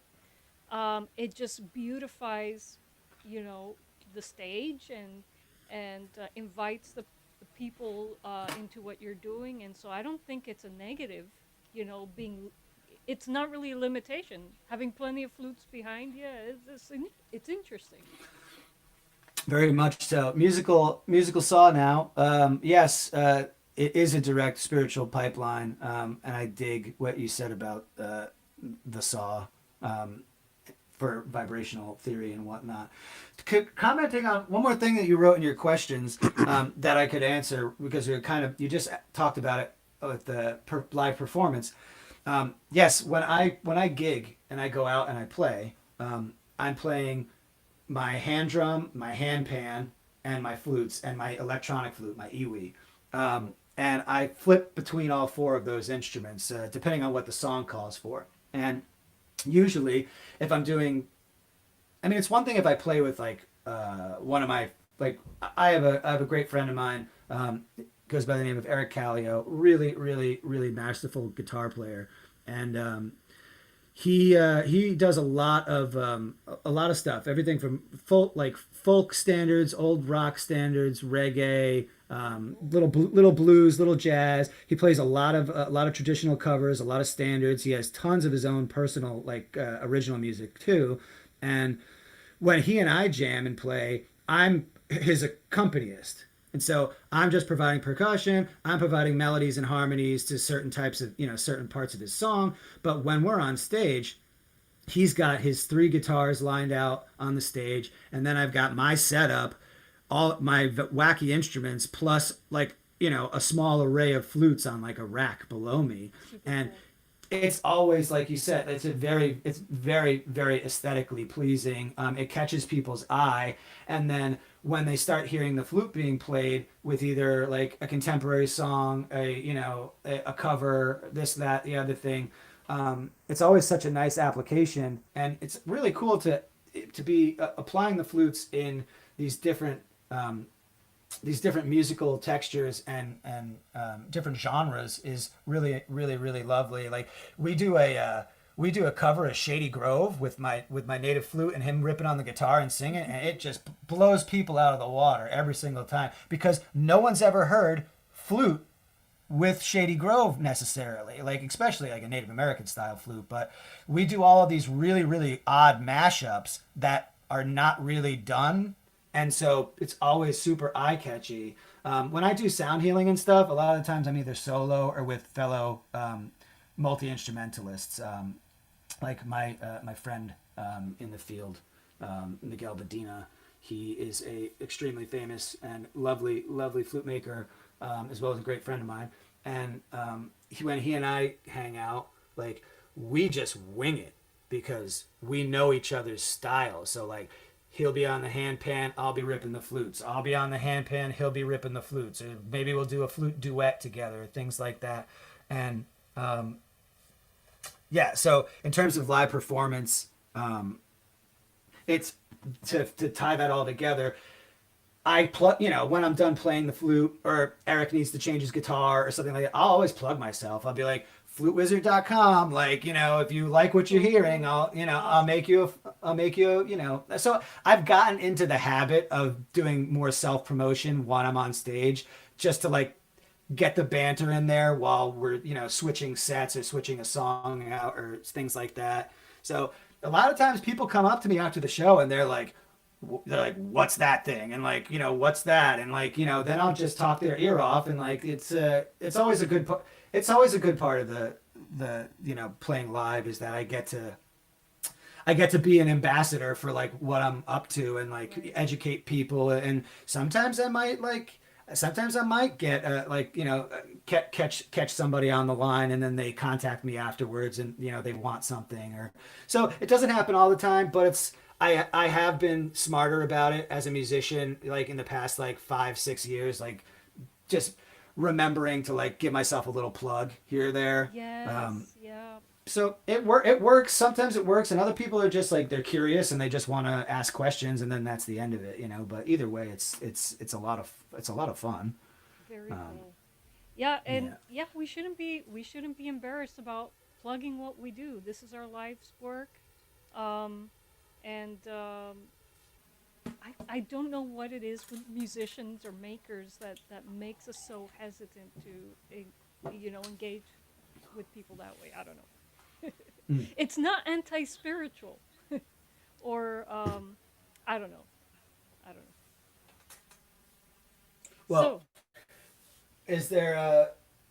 I guess I should probably play one more flute before we conclude. Oh yeah. oh yes, All right. You Let's must. see here. Okay. Right. Let's do. I mean, I almost played a large majority of them. Let's do.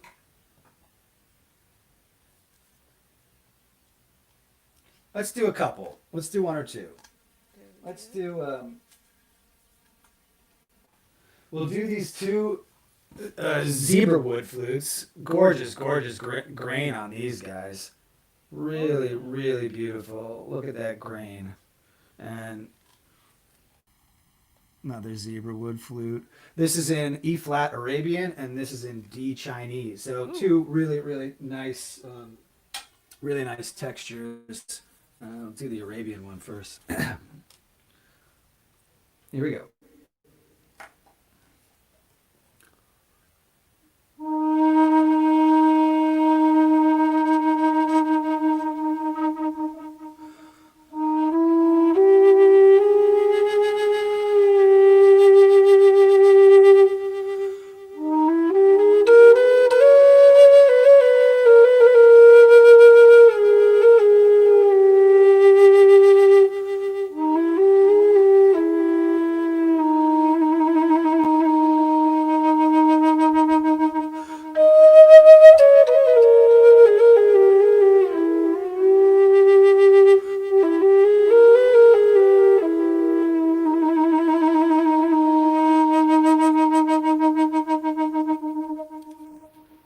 whoa, gorgeous. Yes, very nice. The Arabian scale is really fun, and there's Sounds another it. good Love it. the Phrygian and harmonic minor have a little bit of cool Middle Eastern flair to them, as well as the Byzantine scale. The Byzantine scale is the same as the Arabian Hijaz. It's just one of the notes towards the top of the flute is like a half step higher. It just changes the phrases a little bit. So this is a 7-hole Chinese scale flute. I added some extra holes, like a top hole, a 6-hole, and a 7th hole in the back to give the flute a little bit more range.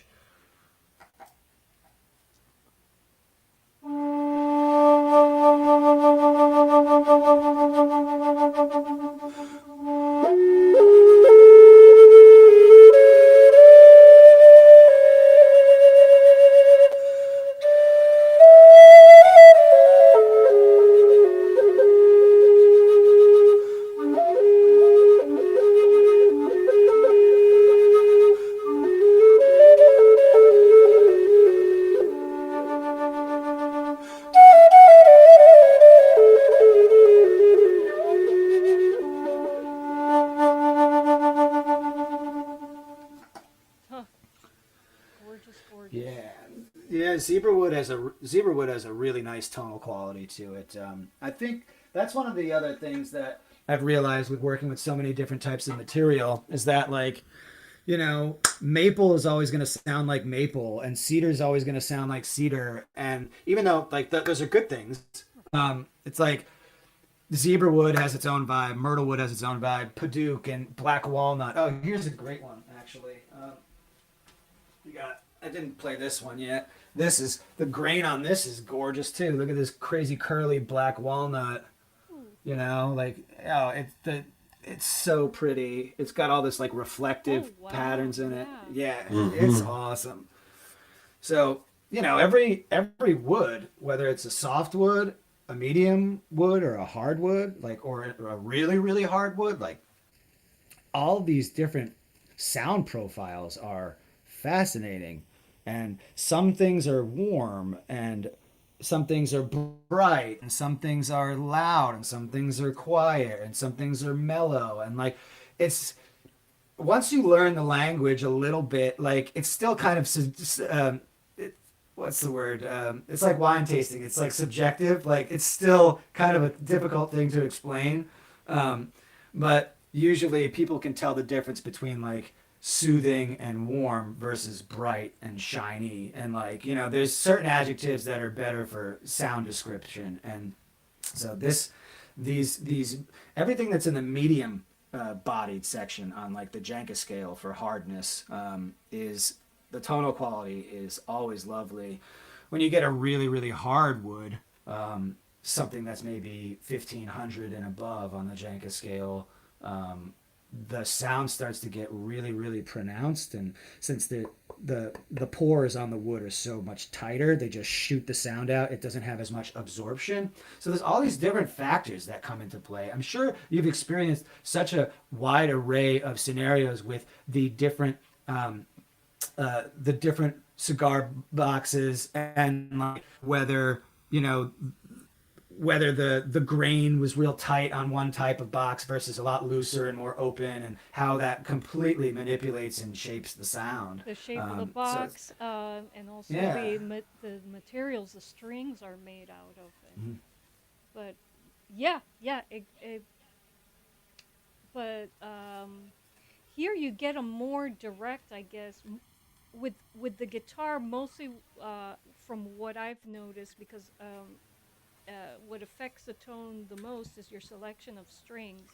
And of course the strings that put out the most high frequencies are the brass strings, and they're like and they're really, and you know, because of Fletcher Munson, they're louder, whereas, you know, phosphor bronze or nylon that, you know, don't put out so much high frequencies, sound mellower. But with the flute is more about the wood than with the guitars, even more so.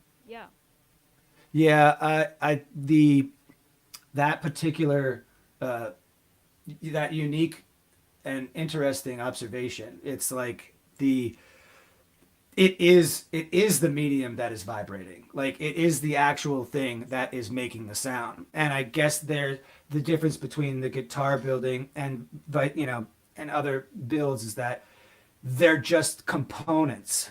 They're just the resonator, but the flute is both. It's both the resonator and the thing that's vibrating, that's making the tones. So so it's an interesting thing to pay attention to for like any builder too, where then, you know,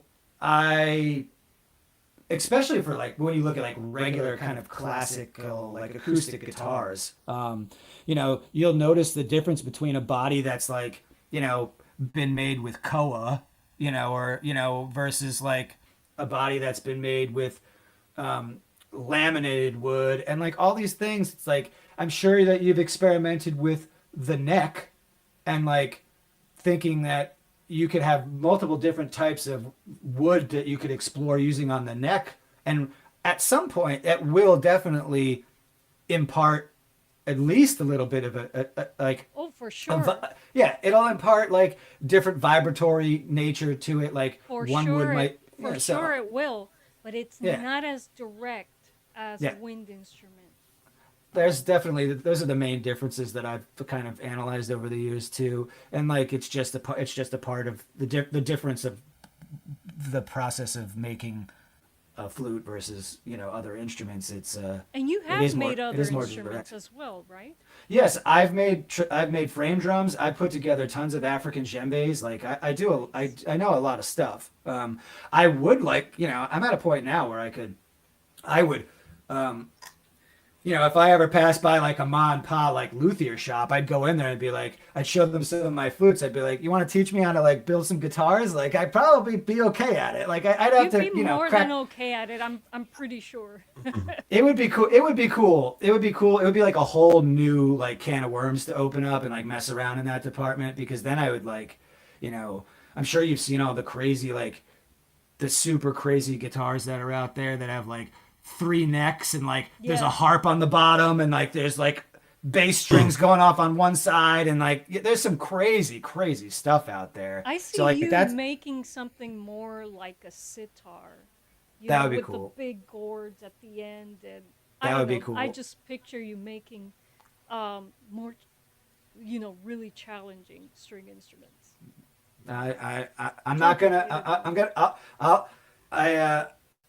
I'm not gonna write that off. I'll leave that in the back pocket for maybe when I'm a couple more years down the line, or like maybe when I'm like in my 50s instead of my 40s or whatever. Or you might invent your own. That's possible too. I might get hit with an apple falling from a tree and just come up with some great idea, and then I'm gonna play this black walnut. This is in D. This is a low D. So what's nice is that these are all in the same range. Like this was a low D out of zebra wood, and then there was the Arabian, which was an E flat, so 1/2 step higher. And I love the tonal quality of the zebra wood. It's just so sexy. But this black walnut is equally delicious, and it's in D, low D in Aeolian minor, regular 6-hole Aeolian. Welcome, Scott. Thank you.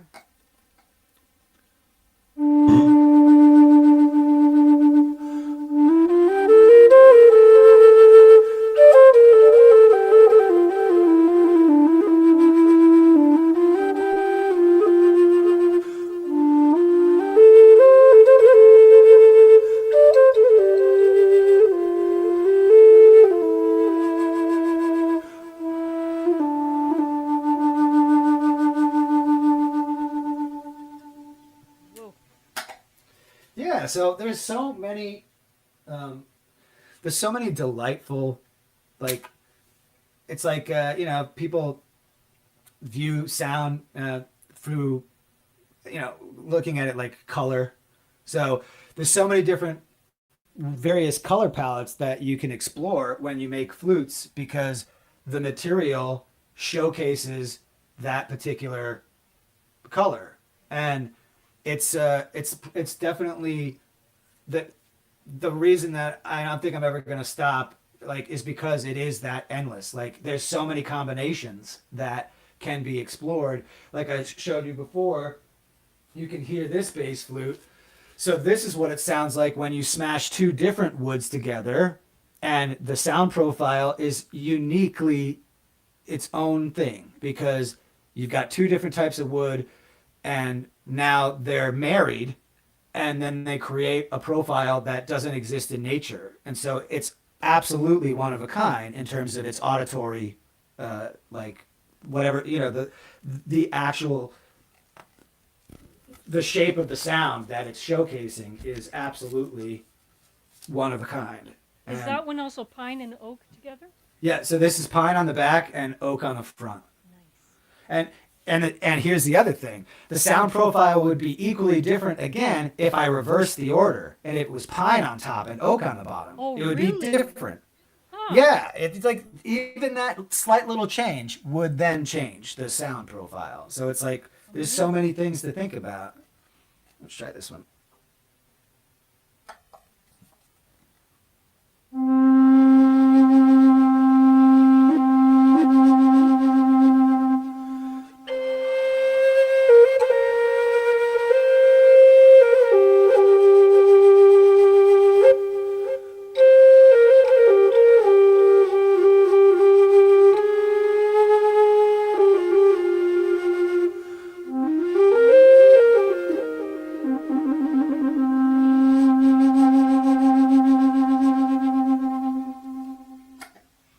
There you go. Beautiful and so well balanced.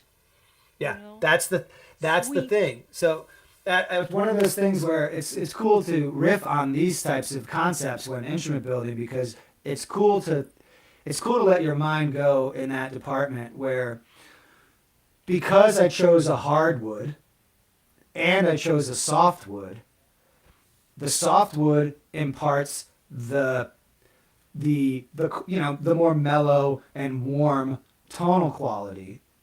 But when smashed with the hardwood, then the flute has more body and more robust volume. And then it basically, you can cherry pick the best of both worlds by doing these things. And that's one of the cooler parts about the flute making process that I realized over the past couple of years, as every once in a while I make a personal flute, like a wooden flute from scratch. That's one of the more kind of unique things that you can discover. What along the other way. wood mashups have you worked with? Gotcha. I'll show you. I'll show you.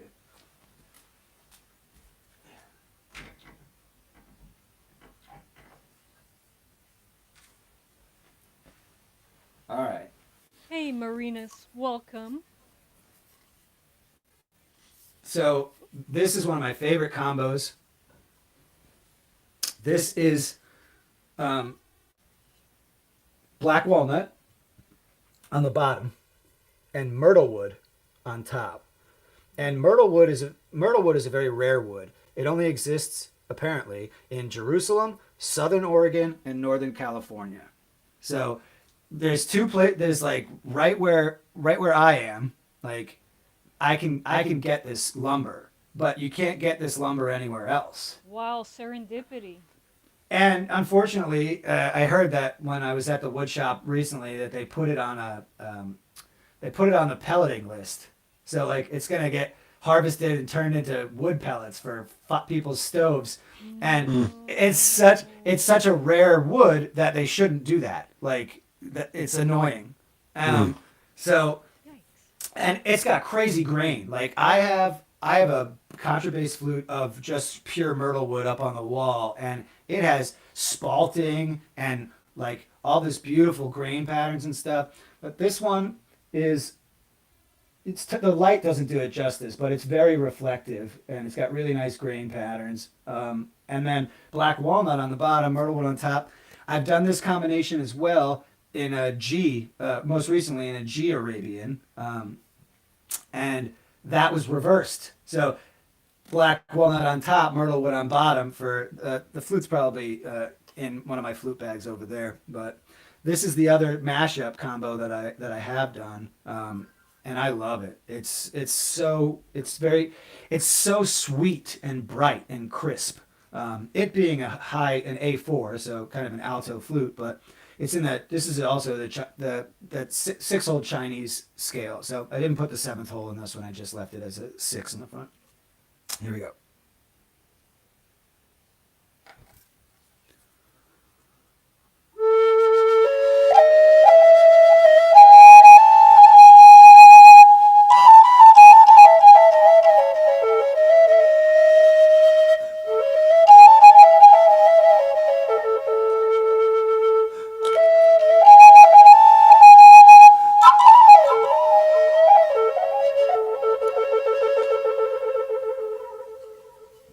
She projects. She's high, but she's not shrill. She has a Yeah. beautiful sound. So that's why, so the black walnut has a very, very nice, like rounded out, good, like tonal quality all around. If you make a flute out of black walnut, generally, if it's made right, it's going to sound sweet and delicious.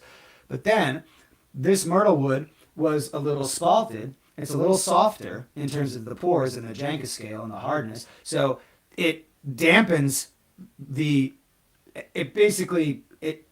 it tamps down the brightness of the black walnut just to the right area Oh, yeah.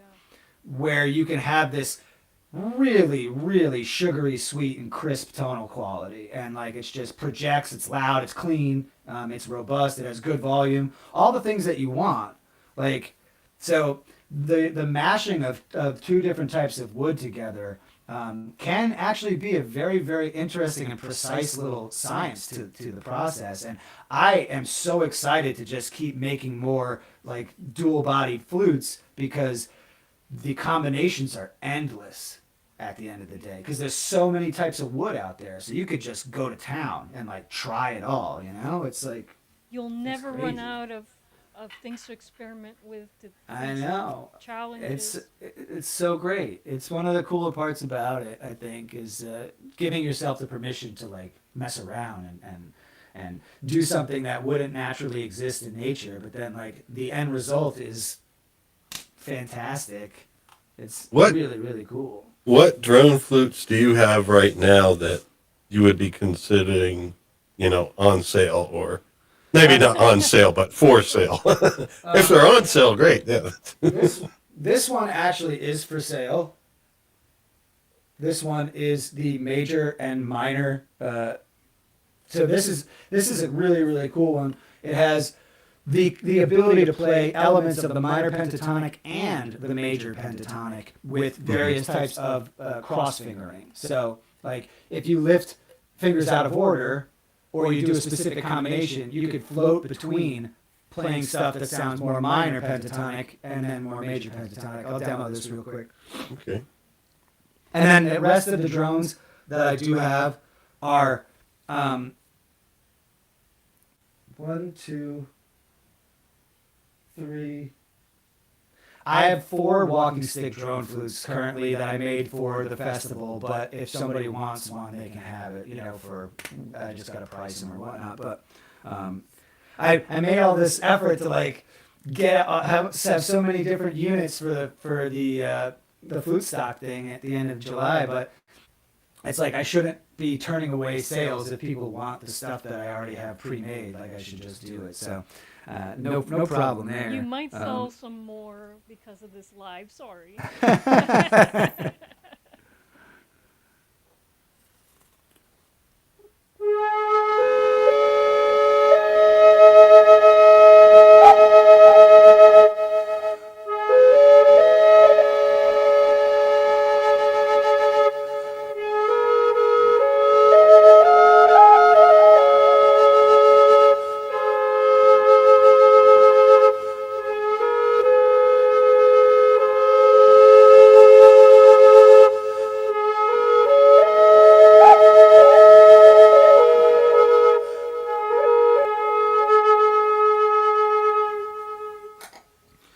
And this is made out of maple.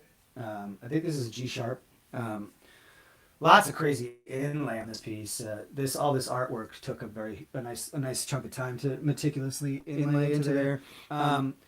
What's cool about this mode, normally referred to as the Native American Indigenous scale. So instead of NAF, it's an NAI. And what's cool about this particular way that you tune these finger holes is that depending on if you leave your bottom hole closed and you open from your second hole onward, you could play elements of the minor pentatonic. And then if you do some cross fingering along the way, you could play little elements of the Aeolian minor. You can also play elements of the major pentatonic. You're not going to get every note, but if you tune it right and you do certain cross fingerings, you can get a couple of hidden sharps and flats that exist in both scales. So it's a very versatile flute if you figure out how to manipulate, all the right finger combinations. But definitely a super cool flute. Do you document your finger combinations, Kyle, in like finger charts, or you just... I don't make. So that's what I was saying earlier. I don't make finger charts for people, but when I sell a flute and they get a video of me like giving them 15 to 20 minutes of my time explaining the entire, they won't need one. I'll be like, be patient with yourself. Watch this video a couple times over and like basically try to copy what I'm doing, and then you'll have the whole flute down. So I make sure that my videos are at least 10 to 20 minutes long when I do sell a flute, and then it gives you this massive crash course into everything that you need to know about the flute. Very cool. And I'm sure It's that's easy. 100% better than trying to interpret a fingering chart. Yeah, I mean, of course, because you're getting all the real the real time downloads from the maker, who's just like shooting all the information at you. Yeah, it's and all you have to telling you it's do. like this combination, but don't blow too hard with that. That isn't available in a fingering chart. Yeah. So It's based. Yeah, so that's the thing that I've been doing for many years now that has definitely set me apart from. I know other makers don't do that for customer service for their clients, and for me, it doesn't take any extra effort to do that. And at the end of the day, it means so much more because then you're getting a real interaction with the maker, and then they're also it's easier to listen to, have the secrets unveiled by just watching a video 2 or 3 times over and then trying to copy what the person on the camera is doing. It's so much easier. You could just look back at the video multiple times. You could, and that's one of the things that I noticed. I'll go into my managed videos section of my YouTube, and I'll just look at the stats after I send somebody their video when I mail their flute out, And most of those little quickie videos that I send people, they're watching 4, 5, 6 times over. And I'm like, it's a no-brainer. It was smart for me to do that. Like, and then they're super happy because they don't have to bust their butt trying to figure the thing out on their own. And then I gave them a little push. You know, it's like it's all it takes. You gave them a push, a lot of fun. and you're getting watch time, which is very hard to get on YouTube. Totally. So. Totally. Not if they're privatized. Oh, these are private Yeah. videos. Oh, okay. Yeah. Yeah, Well, that's okay. most- I mean, it brings Yeah. people back to your channel, and usually after they finish watching the video, it cycles to more of your videos that are published. No, you want customers to be happy so that they order more for more, Yeah. ranges and registers. And then also, so word of mouth is the best thing. Those private videos that I make for them, I don't list them as private. I usually keep them unlisted. Oh, okay. So they're All right. Okay. So they're out there, but So they no can one share has the them, yeah. no one Yeah. has no one has the link to them but them.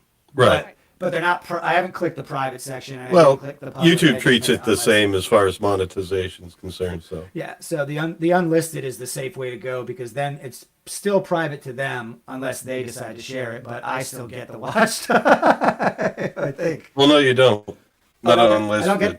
don't get the watch time on It has unlisted. to be full public. All right. You no know, worries. I think, No Kyle, something to ask your customers is like, hey, let me know if you'd be okay with me just making this video that I made for you public because it would help my channel. Some people might just say, yeah, I don't care if other people. I mean, Well, nobody. you might be able to edit a version, but like I guess what he's doing is, this is customized for that person, and you might say some friendly things back and forth that, Sure. Sometimes- I understand. Sometimes I actually address them like by their name and like that's the stuff I would want to keep. Like, Right. Yeah. It's like Yeah. yeah. you So don't like want any. that's why I've always left them unlisted, just because like it's just for them anyway. But I don't really mind the watch time on that, like not being netted, not the I mean, hugest you ordeal. have an incredible channel. Not that you need. I mean, I struggle with watch time, and I'm just starting. I'm just starting out on YouTube and starting out with my little creative business. But you have an established channel, you have an established business, and so for you, you don't have to worry about it. Yeah, things are moving along quite nicely. I'm curious to see the analytics of like when I put out my next video, like to see how many people watch it because I've taken such a huge break. But I mean, at the same time, I've realized that I think one of the main things that like getting on the YouTube tip for a second is like once I hit 1,000, I got up to I'm at like 1.4 now, and like I didn't try to get that extra 400 like at all. Like once I got to 1,000, I was like, that's good. Like I feel good about that. Like it took me a very, very, very long time to get 1,000 subscribers on YouTube, and I'm not really big into like I don't want tens of thousands of people watching me because then I'm gonna be so busy. It's like if I get all these custom orders, it's gonna drain the life out of me. So I like where I'm currently at, but I also know that I always want to keep growing. But as soon as I got to 1,000, I thought that at least something was going to balance itself out with the algorithm where now that if people at least, hit the notification bell and whenever I do make a post, those 1,000 subscribers actually get notified, at least if 10% of those people actually watch the video, that's 100 views. Yeah. And then Yeah. like that's been my goal where it's like I just want to crack over 50 to 100 every time I make a video and I'm happy. Like because out of those 50 to 100 that might watch, maybe a couple of them might be brand new, which is nice. But I realized that like once I got over that 1,000 hump, that the watches, the amount of views that one video is getting, even if I took like a 2 or 3 week break, which I have done a lot. You get the consistent views. Yeah, if here's the thing, like if I post a video sometime in the middle of June and I still get like 75 to like 150 views and I've taken such a huge break, that means that something is working like better than it was before. And it's either like because I have 1,000 or whatever, it is at least getting out there a little bit further. And like it took me I think it took me 3 years, maybe 3 to 4 years to get 1,000 subscribers on YouTube. And now the year that I hit 1,000, I'm only a couple months in, and I've got 400 and something tacked on top of that. And I didn't even, that's like that level of, I wasn't expecting all these randos to just trickle in the, like the scope of it. 5 years of working hard, and then only a couple months, and I've already hit that, like half that number again.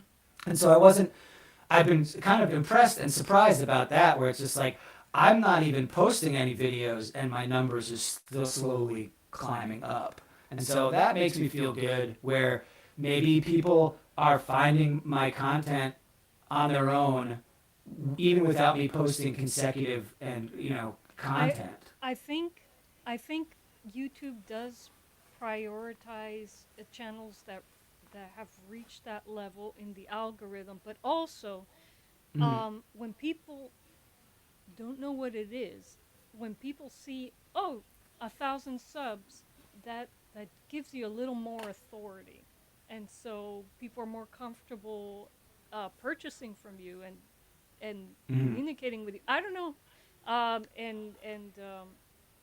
It could be a combination of those two things.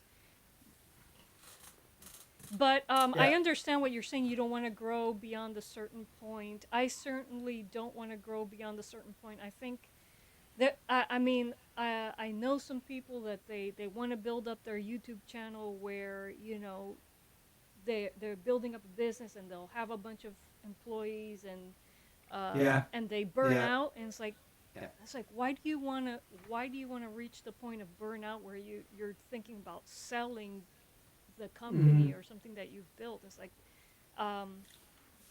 I understand your goal, and because it is my goal as well. It's like, beyond a certain point, I don't want to be managing employees. I don't want to relinquish my video editing to somebody else. I want to be part of the process, and for that, staying at a certain size and is important, so that you continue to put out quality and continue to be available to your audience, Yeah, it's all about the pace of things, and like I realize that if I stay the course with the current, way that I handle things, my growth will always still be nice and potentially upward. Be steady, Yeah, manageable. if I get Yeah. definitely manageable. Like after if I get to 2,000 per se a lot faster than I anticipated, and then I'm gonna be generally happy in between right now I'm happy. So for between now and in between 1,500 to 5,000, somewhere in there, and that amount of reach it's fine.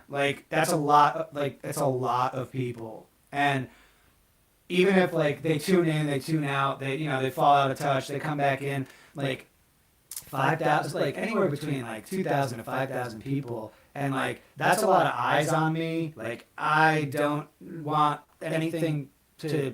It's I'm just doing it. I'm making the instruments, I'm making the content, I'm making fun little songs and little jams that I'm demoing the instruments with, and then it's then the instrument is out there for somebody to grab if they want it. And I just want to keep things simple. I don't want to overcomplicate. I don't want so many followers where I got people knocking on my door for flutes every 5 seconds. I don't want that. I just want to chill and to keep having the time, the right amount of time to be making the art well and successfully. And I make sure to give time back to myself. Every once in a while, you got to take a day off, 2 days off every now and again. What's it called? Last month I hurt my wrist accidentally, and I was and then I was oh man, I can't work today. And I was I can't work tomorrow. And then I was okay. And then it was just the reminder of sometimes you gotta slow down. Sometimes you gotta take it easy.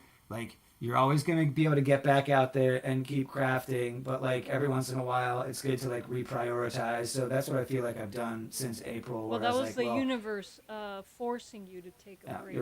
exactly. And then it was like they were, you're gonna make all these flutes for this festival. They're like, you're gonna burn out. And so I said, all right, like now I've paced myself so properly that I gave myself all of July to like pick up with a little straggler type stuff of like, well, maybe I'll be done with all the flutes by the first week in July, and then I can go back to, like, I could take a little bit of a break, focus on other things like my table setup and how I want my booth to look, and then like all the little odds and ends, like filling out all the little product tags with like all the information and attaching them to all the flutes, and like there's all this little extra things that are going to need to happen. All the details. The little things, yeah. It's like if you want to look professional at a craft market, you got to have all of your ducks in a row, and so it's like then I'll have to focus on that.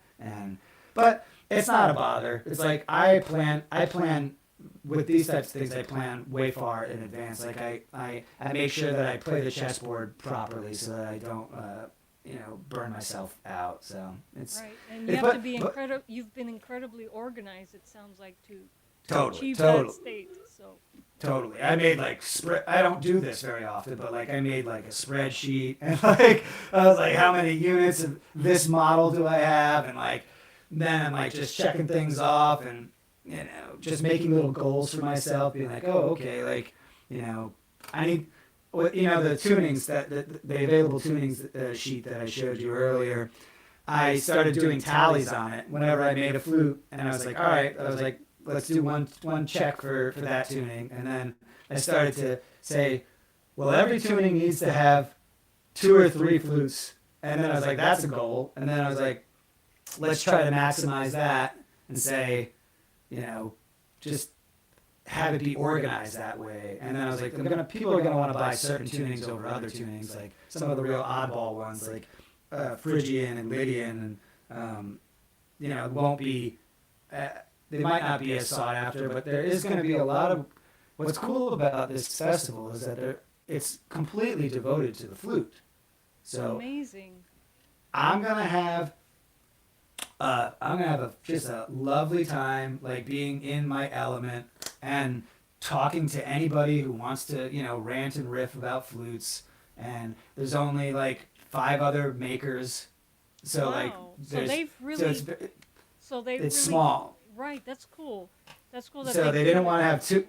Yeah, they didn't want to have too many makers because then all the makers are in competition with each other and Right. whatnot. So they kept it small, and everybody gets a chance, to sell some flutes, and the exposure is going to be really, really important for me. So I'm more excited about just being on site and then having all these people be like, who's the Flute Wizard? And then hopefully there'll be a couple people that come up to me and go, I watch your videos on YouTube, and then that'll be a big put a big smile on my face. I'm sure you're gonna have some fans go out and. Yeah, it'll happen. I mean, I'll bring the hat, I'll put the hat on, and yeah, you gotta do the hat. What? Gotta do yeah, that. it's gonna be hot in July down there in this area of Oregon. So I don't think I'm gonna wear the robe, but I'm gonna wear the hat. Define hot in Oregon. Oh, well, when you get to the more southern parts of Oregon, can get really, really warm during the summertime. Yeah, in the summer it gets hot in the Northeast as well. It's like, Okay. Yeah. Okay. it's not Florida only. But honestly, we had to be like last week. We had a heat wave of 390-degree days back to back. Okay. All right. Yeah. Yeah. And then if you go to southern Oregon, it gets dry, and that's where all the forest, all the wildfires happen. But Eugene's not really southern. It's like middle, ish. But yeah, it can get during July and August. Like there's some heat waves that come through this state, and the whole state gets set on fire a lot of the time. There's tons and tons of natural and forest fires and things that occur with lightning strikes or stupid kids lighting off fireworks when they shouldn't be, and stuff like that. But it's the thing. What's the setting for this market, Kyle? Is this outdoors? Yes. Natural setting? Yes, it's in a beautiful. It's in a park called Island Park in Springfield, Oregon. It's called Flute Stock. It's running multiple hours on Friday, Saturday, and Sunday. There is, a lot of native community centric like activities and workshops and things that go on there, as well as live performances by famous flute players and musicians. There's like a constantly running open mic on like a separate stage somewhere. Nice. And there's vendors for like tchotchkes and like little things here and there, and then there's flute vendors as well. And there's workshops and odd little events that probably go on each day. And I got an Airbnb with my girlfriend, and we're just going to go down there on Friday morning, and I'm going to set up. And it's the last weekend in July, and I'm looking forward to it. It's basically been the only thing that's been on my mind since, like, to be honest, like the beginning of the year. Like, I've just been, because I didn't get in last year because I tried to sign up too late, and their website wasn't working for me for some reason. Something wrong with the interface, and then I was like, I finally got in touch with people that run it, like through Facebook, and I was like, I want to vend. And then they thought I meant vend, like, little gifts. Food truck. Yeah. Yeah. Like I want to vend, like, and they had, more spaces for like little vendors that are doing like gifts and tchotchkes and things like that. And I was like, no, like I meant flutes. And then she's like, oh, we already picked all of our flute vendors this year. And I was like, okay. But then she looked at my stuff, and she looked at my reviews, and she looked at my Etsy and my YouTube, like real quick, and she's like, you're the person the type of person we want here. She's like, I'm jurying you in now. Awesome. So that you have a secured spot for 2025. Awesome. And I was like, yeah. So that was really great. And so I've been looking forward to it for about a year, almost a year now, like to do this. And it should be great. It should be great exposure for me, and I get to just play the flutes, teach people about the flutes, educate people about the flutes, and it'll be like the perfect little weekend. I think it should go lovely. It sounds like it's gonna be a lot of fun, Kyle. And for Yeah. those of us who can't make it to Oregon, do you plan to film a little bit of the experience there? Are you allowed to do that? I will definitely have some downtime throughout each day for I'll either do it, or if I'm indisposed to talk to people about flutes, I'll have my girlfriend Cool. film some stuff. She's gonna take pictures, of course, of my booth, course, and with yeah. me with my booth. Post those just of like kind of candid, like checking out the atmosphere, like what it's like and whatnot. I could even. I might even, if my signal's strong with my cell phone on there, I might even. You might go live? I might go live. Yeah. Oh. Just for maybe 15, 20 minutes, something like that. Who knows? All right.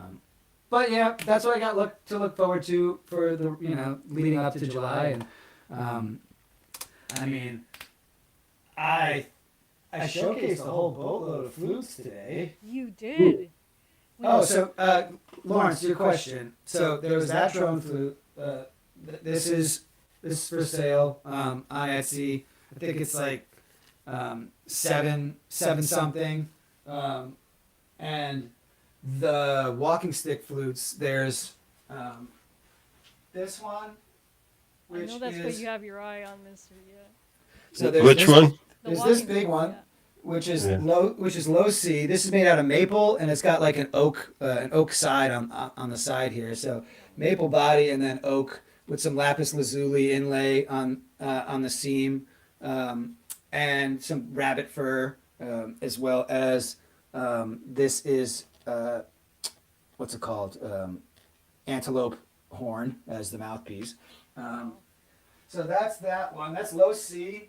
And then there's this one, which is E and A. So this is perfect fourth, A pipe, and then E minor pentatonic with the finger holes here. So this is E and A. Yeah, And that's the pentatonics I like. Yeah, so this one's the E and the A.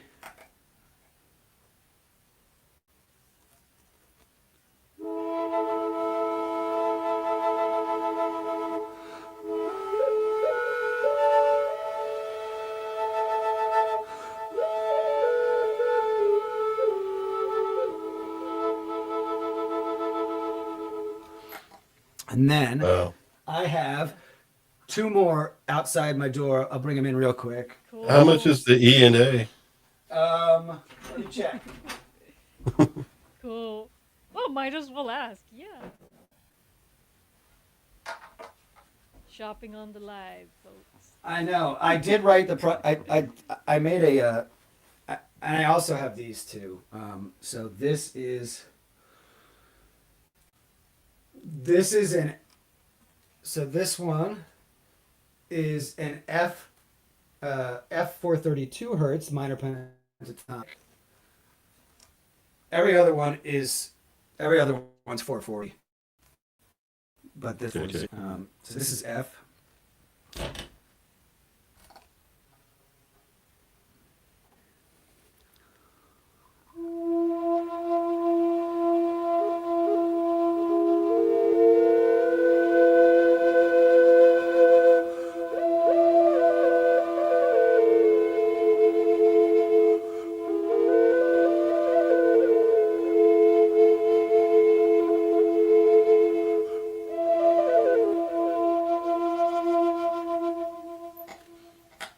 Wow.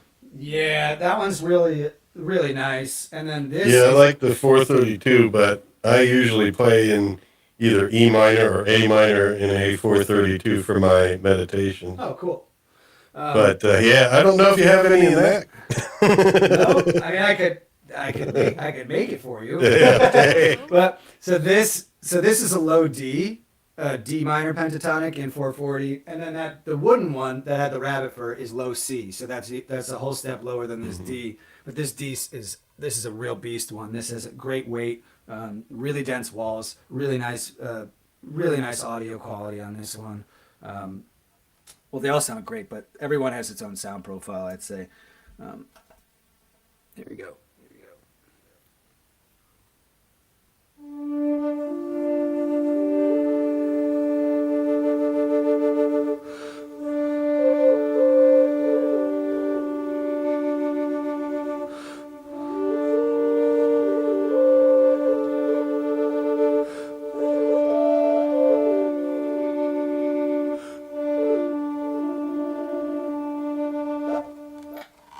Well, very nice. Yeah.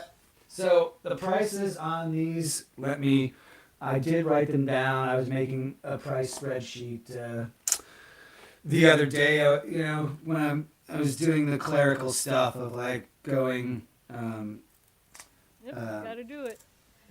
Yeah, it was like I had a break of like making the flutes, and then I was like, all right, let me start pricing some of these things out, and then 403,744, 403,744, and yeah, let's see. Scott says, Let's "Wow, another deeply rich tone." Mm. Yeah. Yeah. Which, hold on a second. We're doing calculations on a live stream. I know, right? Sorry. I made this Microsoft file, and it's like, let's just do password. That makes sense. Well, no worries. I'm taking a look at what's in the chat, and Albert says, Yes. Go ahead, Liza. "Best of luck at the festival, Flute Wizard. I'm into Thank you. I'm into flute now, big time, as it seems to be a great companion instrument with the musical saw. So, cool beans." Well, rock on. Yeah. I'm into flute big time too. But I'll tell you, I mean, what I eventually would like to do, even before, I think me supplying you with wood will probably take time, but before that, I think I would like to commission you for like an A432 flute that I can use for my meditations and my binaural beating sessions for Oh, absolutely. out of experience. So, would you just want a regular like a regular like a regular flute, or do you want a walking stick with the flute built into it, Well, or You- both? I would like a drone flute. All right, let me look at the. I'll show you the prices of just to give you an idea of like what all those drone flutes generally cost. So the E4 A4, the perfect fourth one, that one's 400. The D4 with the last one I just played, the low D is 450. The F4 32 hertz one is 400, and then the where was that big C? That C drone. Love that sea drone. Yeah, the big C drone with the rabbit fur. I think Beautiful. I put that one at. Well, C would work if it was A432 tuning. C would work as well as A minor, Huh? Yeah, you're right. The C rabbit major. one- Oh, the rabbit fur one is 550 because it's made out of wood and not bamboo. It was a lot more labor. And then the actual maple drone with the major minor pentatonic, that's 725. So those are all the drones currently that I have to work with and offer. But if you wanted like a Yeah, I guess it would be custom because yeah, it would be custom. So you could have there's two variations. It's like I have tons and tons of really nice concert quality stock bamboo to make an A432 out of without a problem. I can make the A minor pentatonic 432 hertz out of wood if you wanted to, with wood that I have here at my house. It would probably be just like traditional cedar. Oh, that's nice. Yeah. And, an A usually is going to be a 3/4 inch bore like this, and generally around this length. That's just a flute. Or I could pick the right. So you got lots of options. I could either make you a wooden flute and it could be a straight flute. I can make you a bamboo flute, regular straight flute. I can make you an A432 hertz bamboo drone walking stick flute as well. I just need to browse through my pipes, which I have tons of, and I could probably find the right pipe Wow. that has that too. But those tend to be in like the $700 range, right? No, most of the walking stick drones, they are going to be like depending on the components. I also gauge I kind of rank and rate all my instruments in terms of like certain parameters and specs, like how loud is it, like how's its tonal quality, how crisp is it, does it have the one or two upper register perks that the most standard minor pentatonic flute do, like does it operate. So basically, like I grade my flutes into B, A, and S rank, and What's I the do. S rank? S is like top tier. Like, Oh, okay. I thought it was the other S it's word. like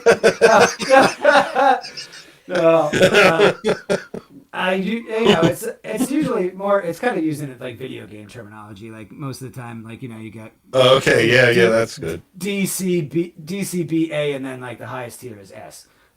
So I usually rank my flutes in that way, where it's a quality control thing, and if it's not a B or an A, it never leaves. It never goes. It doesn't leave the shop. Mm-hmm. Oh, wow. So Strict. yeah, I'm Very pretty strict. Very strict. Because I want the instrument to be played, and I want the instrument to be played. I want it to be performed with. I want it to do all the things that it's supposed to do. I need to have a good shelf life. Like all these things. Like people are spending. If you're going to spend a lot of money on something, it needs to it needs to match that. Like a flute can look really, really pretty, but sound like crap.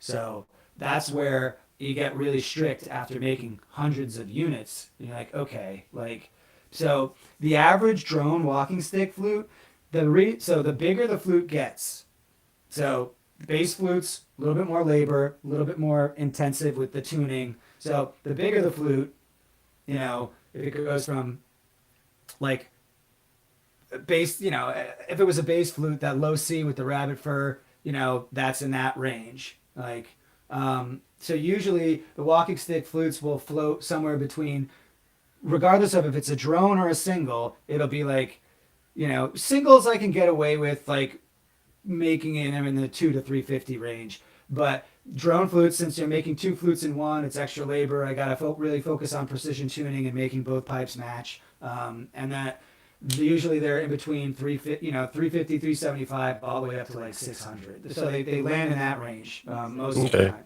Yeah. And the bigger they get, the higher they are on that price point. So like, you know, the ones that I just showed you, the F, the EA, and the D, they're floating in that 400 range. And so an A is a little bit smaller. The pipe, an A flute is a lot easier to make. Okay. So an A, like an A4, a regular A alto, you want 2 A's, like, you know, operating successfully at 432 I hertz. think for meditation that has less tension for the octave drone. Yeah, and an A4 is a really nice, bright and clean like flute. It's like right at that cusp where it's not too high and it's not too tenor either. Especially if it's A432. I mean, it's a lovely. I've been making way more 432 hertz flutes on purpose for this craft fair and the flute stock thing, because I know that there are gonna be people walking up to me that are like maybe, you know, really like maybe too far into sound healing, where they're like, I only want 432 hertz flutes, and then like, you know, some people want like 528 and like all these other random hertz frequencies that like, honestly, the average guitar tuner doesn't operate that way. So, Well, for my work here, I use synthesized sounds and naturescapes and everything, nice. as well as binaural beating. And what I focus on is all within A432 tuning. And I'm going to have to double check whether it's going to be A or even A flat in that tuning, because I'm trying to tune it to some other material. But I'll make a decision. It'll be, but that variation will be just either A flat or A, but it would be minor pentatonic. Sure. And it would be, I guess, a drone. If is it too hard to do in an octave drone? And what do you mean by octave? Well, you said 2 A's, right? Yeah, it would be there'd be 2 separate A4s installed. Okay, I see what you mean. Yeah, it's not an. All right, no, never mind. That's fine. I mean, it would be a very, very unique bamboo pipe if I was able to get an A. An A3. An A3 and an A4. It would be very, very, very. That would be quite the anomaly. Bamboo doesn't work that way, unfortunately. Mm-hmm. It'd have to be super big on one end and then get really skinny on the other end, and only have a couple nodes to work with where that actual thing can happen. So it's like it wouldn't happen in nature. I think you get more interesting dissonances though, Mister. It is on the unison, you know. Mm-hmm. Yeah. Yeah, it would be a 55, like all these staffs are about 55 inches in length, like the average. Like you can grip. The way that I make the drones is that I put the 2 fipples in the center of the flute so that you don't have to worry about accidentally gripping the sound block. So that's why I put them in the middle, because there's a balance point. One, the rubber stopper is a little bit heavier. So when you put the rubber stopper on the bottom of the flute, there's this counterweight thing. So holding the flute transverse and blowing through the antler straw apparatus that I use, it's good to have. It basically sets your head directly in the middle of both pipes firing. And so when you're playing and both pipes are activated, your head is stuck in between both pipes. And so the sound is literally balanced on both sides of your ears because of where you have to position your head. So it's a design implement that I have been very, very proud of, where it's like not only are you playing a Wow. drone flute, but your head is positioned directly where both fipples are being activated. Mm-hmm. And then it's really about picking the right bamboo pipe. Like sometimes the nodes are closer together, sometimes the nodes are farther apart. So it really depends on like there's this general sweet spot, but at the same time, like you generally have a certain amount of wiggle room, as long as there's an adequate amount of nodes, kind of falling off from the middle of the bamboo staff. Then I can just eye it out, and I say, oh, the flute pipe, the pipe's going to go here, and it's going to go here, and then, knock out however many nodes from both sides, leaving the middle chamber solid, and then build the fipples off of the two nodes that haven't been busted. And it's a very, very simple design, actually, at the end of the day. Like, it's just working with, which you're just looking at the material and you're working within the parameters of what it has to offer. And not only can you get one flute out of it, but you can get two flutes out of it if you just take your time and file everything properly. And so you think about that, and then just Right. you shoot me an email after you make up your mind, and then I will we'll just get the ball rolling with that. No problem. All right. Yeah. Yeah. And Sounds great. my turnaround time is fast. Like I'll be able to make that instrument in like a day, and then do post production on it in a day or two. And like my usual turnaround time is I like to have everybody give me, as long as nobody's in my queue ahead of you. I like to have a grace period of 2.5 weeks, and usually I'll get the flute done and it will be mailed to you before that 2.5 weeks is even over. Oh wow. Super Yeah. fast. I mean, I could build the flute and get it completely tuned in a day, and maybe a couple hours, and then it's just a matter of me spending the next session doing the decorations, like making the totems a little bit fancier, wrapping the flute with some leather or bindings and stuff like that. And you can feel free to tell me if you want to see anything on it. If you prefer turquoise over malachite over lapis lazuli, if you want fur on it, if you don't want fur on it, you just let me know, and then that all just like allows me to gauge what price point to put it at. If you want something super bare bones and minimalist and just no frills, then it's going to be on the lower end, and then somewhere in between, you get the point. Yeah. Cool. No, we'll definitely talk about that. Happy to make that for you. That'd be a fun flute to make. But at least people see the process now also. So if they're thinking of ordering, they'll. Yeah. Right. It's interesting to put those up on Etsy. Like when I do put them up, they sell very, very quickly. But then it's always like they're a bit weird to ship. So like I basically always end up creating, like I make a custom box for it. I just like kind of jimmy rig a bunch of cardboard together, and then I tape the crap out of it so that it stays safe. And then whenever I bring them to the post office, the people are like, "What is that?" And then like some of them think, "Is that a fishing pole in there?" And like some people are like, "Is that a rifle in there?" Like some people think I'm like shipping guns and stuff. It's like really, really silly. I know. But my people at the post office know me on a first name basis because I go there so often to mail out flutes. So now they know when I bring a long box, they go, "Oh, They're not. there's the bamboo." Yeah. They're like the bamboo's in there. I'm like, "Yeah, you know it." It's really silly. Well, this has been a lot of fun. Oh, it's Yeah. I do have another question. Yeah, It's sure. like, how do you go about that process where you work out what the design is going to be for people? Well, I allow a certain amount of like personal requests and customization. Like if you have an image, like that you want stenciled or wood burned onto the flute, like you just show me that image, and then I'll tell you, oh, there's,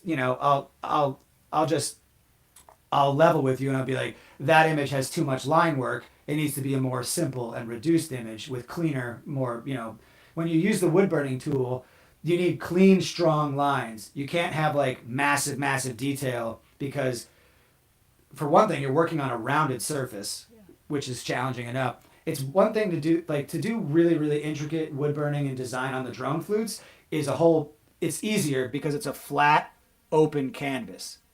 And so since you have a much wider surface to work with on, let's say, doing this stuff, like, then this is a big open flat canvas, much easier to do a little bit more detailed line work. But when you're working on the rounded surface of a piece of bamboo or a wooden flute, you need to have a piece of line work from an image, that's kind of would be the equivalent of like a stenciled tattoo, like you want to have really, really clean, sharp lines that are easy to drag over with the wood burning tool. But that's the customization step. It's like I normally offer, let's say for stones, if you want a little bit of a gemstone like on your totem, the fetish block of that makes the sound for the flute, malachite, which is green, and lapis lazuli, which is a deep royal blue, and then regular turquoise is always great, and then red coral. Red coral and turquoise are very traditional in like Native American art and like the silversmithing and the jewelry. So those are the 4 stones that I tend to like offer as like, what do you want on your fetish block? A little flare of this, a little flare of that. And then there's also like, if you wanted pyrography and wood burning on it, like then it's a matter of sending me an image and then me being like, I can either, so what I do is I print that image out, and then I use contact paper, and just the same way that people do tattoos, I wrap the contact paper over the image, I tape it to the flute, and then I trace it so that I get the perfect transfer. And then once you pull the contact paper off, the image is just stenciled onto the flute, and then I have perfect lines to trace over with the wood burner. So you get, if you wanted a specific image, something that matters to you, like some sort of animal totem, like or some sort of kanji, or some sort of a hieroglyph, or anything that's simple and easy to like do line work on. Then I can put that onto the flute, or I could put that onto the fetish block if it's small enough and if the line work is tight enough. And then there's like, I could put I could put animal fur on the thing. I could do wrappings with leather lace to like decorate. I could do colored wrappings, which most of my flutes, my bamboo flutes, I do a lot of nice colored waxed linen cord wrappings on them to give them a bit of an oriental aesthetic. And so, there's a certain amount of customization that like I will always, I can offer up these options. And a lot of people, most of the time, to answer your question, I offer those general things, like, and then I say, you can pick your favorites, or if you give me something, if you give me a request that's within reason, it's not going to like take forever or whatever on the piece of art that I'm working on. Of course, I'll do it. Certain things, like if you want wood burning, it's always like, just making sure that I tack on, an extra little bit for the customization side of things. Most people, when they custom order from me, they are doing what I most of the time really prefer, and they go, what's the word? They go, artist has complete creative control. And then I'm like, you're going to get a great thing then that you just gave that to me. And then, so that's the best. When people give me creative control, no one is disappointed.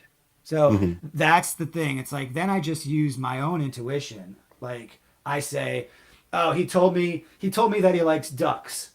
And so then on my own accord, I might go and find something duck related, and I might just throw it on there, and you didn't even ask for it, but it like matches what you were hoping for, like things like that. I use my intuition. I do make sure that like I get a clear idea of somebody being like, you have complete creative control or you don't. And then if they flip flop, then I have to work with them and be like, hey, like, what do you really need to see, and what do you have a lot of wiggle room for? And then most people are just like, dude, you do whatever you want, I'm going to be happy. And when they do say that, that means so much more to me, because then I can really put my whole being into the piece, and it doesn't have to be something that's forced.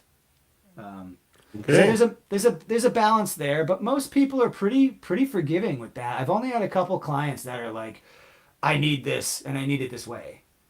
And, that's when you get into the heavy customization, and that's when you tack on a little bit of a premium because you have to meet their request. But you've That's always the little things. you've never had a problem because you've always been so communicative with your Yeah, clients. yeah, I think so. Communication is I think key. that's the easiest thing to do. Like I always make sure that before anybody, because I make my clients pay me up front in full for the custom order right off the bat. That's something I always do. Hmm. And so when they're about to, I have a tiny little email with them being like, we're on the same page, right?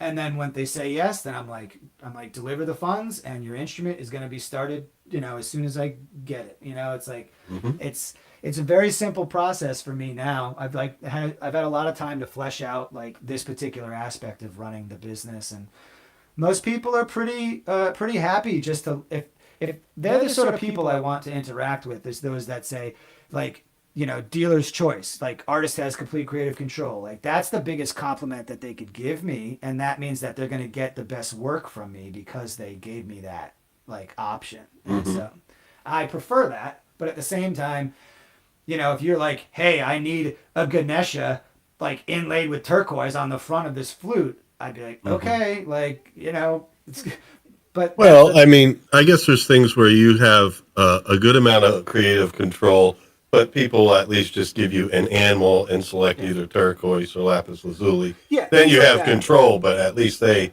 can say what's special to them. Yeah, they got to contribute to a certain point, and then I take over from there. And then Yeah. I'll do the little things like I'll then share like these are the images that I found that would transfer well onto contact paper and wood burning. Which one do you prefer? And then they pick the one that they want, and then I met them halfway again. It's like that sort of thing. Like you could send me a couple images, and then I'll be like, images 2 and 3 won't work because they're too detailed. You'll have to go with image 1. Are you okay with that? And then once they say yes, then I know that we're on the same page. It's just those little things that when you're doing a custom order, if they actually do have really specific requests, then I just have to meet them halfway until they have signed off on it. And then I know that it's going to be fine.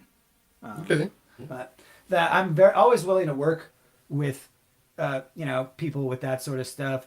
The skinnier the thing is, the skinnier the flute, the more rounded an image gets if you wood burn it on it. So it's also a matter of like, you got to pick the right image that has really clean line work so that I can get really good gouges with the wood burning tool. And like, then there's a lot that can be done. I've done stone inlay, like I've done wood burning on bamboo and like gouged in nice and deep and then sprinkled like different types of crystal and stone dust into those engravings and had really nice inlaid engravings on bamboo here or there for a custom flute. It really depends on the image, and if it's not too complex and it translates well from the line work of the wood burner. But there's so many other ways to decorate the flute too that everybody has a different aesthetic that they like. And if you like my aesthetic, if you like the way that my flutes look, then it's always going to be like you might have 1 or 2 tiny little requests, but if the rest is like up to me, it's going to be such an easy custom order because you're getting what you want. Plus I get to, I just get to build it. So Yeah. it's like, it's nice to be able to do that level of, customer communication and just to be of service in that fashion. So I'm happy to take on your request whenever you figure out which, if you want a G sharp or an A, just let me know. Yep. And we'll cross that bridge when we can. Sounds good. Thank you. Sounds good. All right, folks. Oh. Well, I may have disappeared from the camera, but I'm still here. Those who are watching the live and those of you who are in the chat, let's try to get Flute Wizard to 2,000 subs. Let's get him closer to that. Yeah, any subscribes or follows or shares or anything you want to do, feel free to browse my backlog of videos and have just sit down with a massive sound healing session if you need to chill out one day. There you go. Watch a bunch of my videos back to back. It'll put you in a real good mood. And I'm very grateful for the opportunity to communicate with you both as well as everyone that's in chat. And this is fun. I'm happy to this is what I do for a living, and I'm happy to share myself with everybody and educate the people about flutes and talk about building and whatnot. I'd love to come on again in the future. So You know, can come and I on look, again anytime, and we have a list of dates that are still open if you'd like to check them out. I think I Yeah, sent shoot you the me. list. You did, but I haven't seen the revised list of like now that Mike and I. Oh, that's right. first I'll thing. send you a Yeah. revised list. I'd love Great. to have you back again, Kyle, for sure, 100%. Yeah, maybe I'll have I'll try to I'll wrangle a bunch of other flutes that were not featured, and at the same time we can figure out some other things to bring to light and talk about as Yeah. well. Yeah, Okay. In terms of building and you know that sort of stuff, and whatever else decides to come into the conversation at any time. Yeah, I'll email you, Kyle, but I think what I might want to do is just set up just like a real-time chat. We could use a platform like this, to do it. Sure, that'd be a great way to correspond about Yeah. the flute stuff. No problem. alrighty. Yeah, I do email, but, just for arranging things, I do prefer real conversations with people. I'm happy to meet you there, brother. That's no problem. It's fun talking with both of you anyway, so it's all good. Well, folks, Okay, Liza, you went blank for some reason. Oh, you're Hey. back. She's back. it's the Nikon. Since it's not a video camera, the microcontroller turns it off every 30 minutes. Now it's Yeah, happening that's more often. That's an industry thing. Yeah, The price it's to avoid video camera DSLRs are taxes. capable of doing video Yeah. that are less expensive. They do this thing where they make them stop after like a certain amount of time, and then you have to reinitiate them. So that just forces people to buy the pro level cameras that are more expensive, even though the other ones are capable of going for longer time. They just put that in. Well, in any case, folks, enough. Oh, did we lose Kyle's audio? I'm Oh, here. no, he's I still Oh, just, okay. I just got. I got. No, I was seeing a video of you like 10 minutes ago on YouTube, or 10 seconds ago on YouTube, the delay, and I saw you moving and moving your mouth. I'm like, wait a minute. Yeah. He's still here. He's just being nice to the chat. And so, Yeah. thank you, Kyle, for coming on. Lawrence. Oh, My pleasure. plug for earworms, guys, if you want. I did. I put the link in the description. Okay. So Alrighty. Sweet. So yeah, earworms. Every Sunday night, you get to join Liza and myself and Mike Mountain Hawk Gorley, who was who was featured last week. And yeah, we have a great time Sunday nights. Tonight we're doing Yellow Submarine. But we do anything. We do things from movies to music to bands or albums. I mean, pretty soon, I think we got to do a deep dive into, The Lamb Lies Down on Broadway by Genesis, just because we really liked that one week when we were doing Phil Collins. And so I think Sweet. I really want to get into the story behind that, what Peter Gabriel wrote. Alrighty, folks. So please, first of all, thank everyone for joining us. Thank everyone who participated in the chat. Thank you so much. Please go to the video description box and check out some of those links that I have there. And again, go to the Flute Wizard channel on YouTube. Subscribe, support his work. Even if you can't buy anything, just the subscription and checking out his videos helps a lot. And so, but thank you so much for joining us. I'll see you all next week, and chaito. Ciao.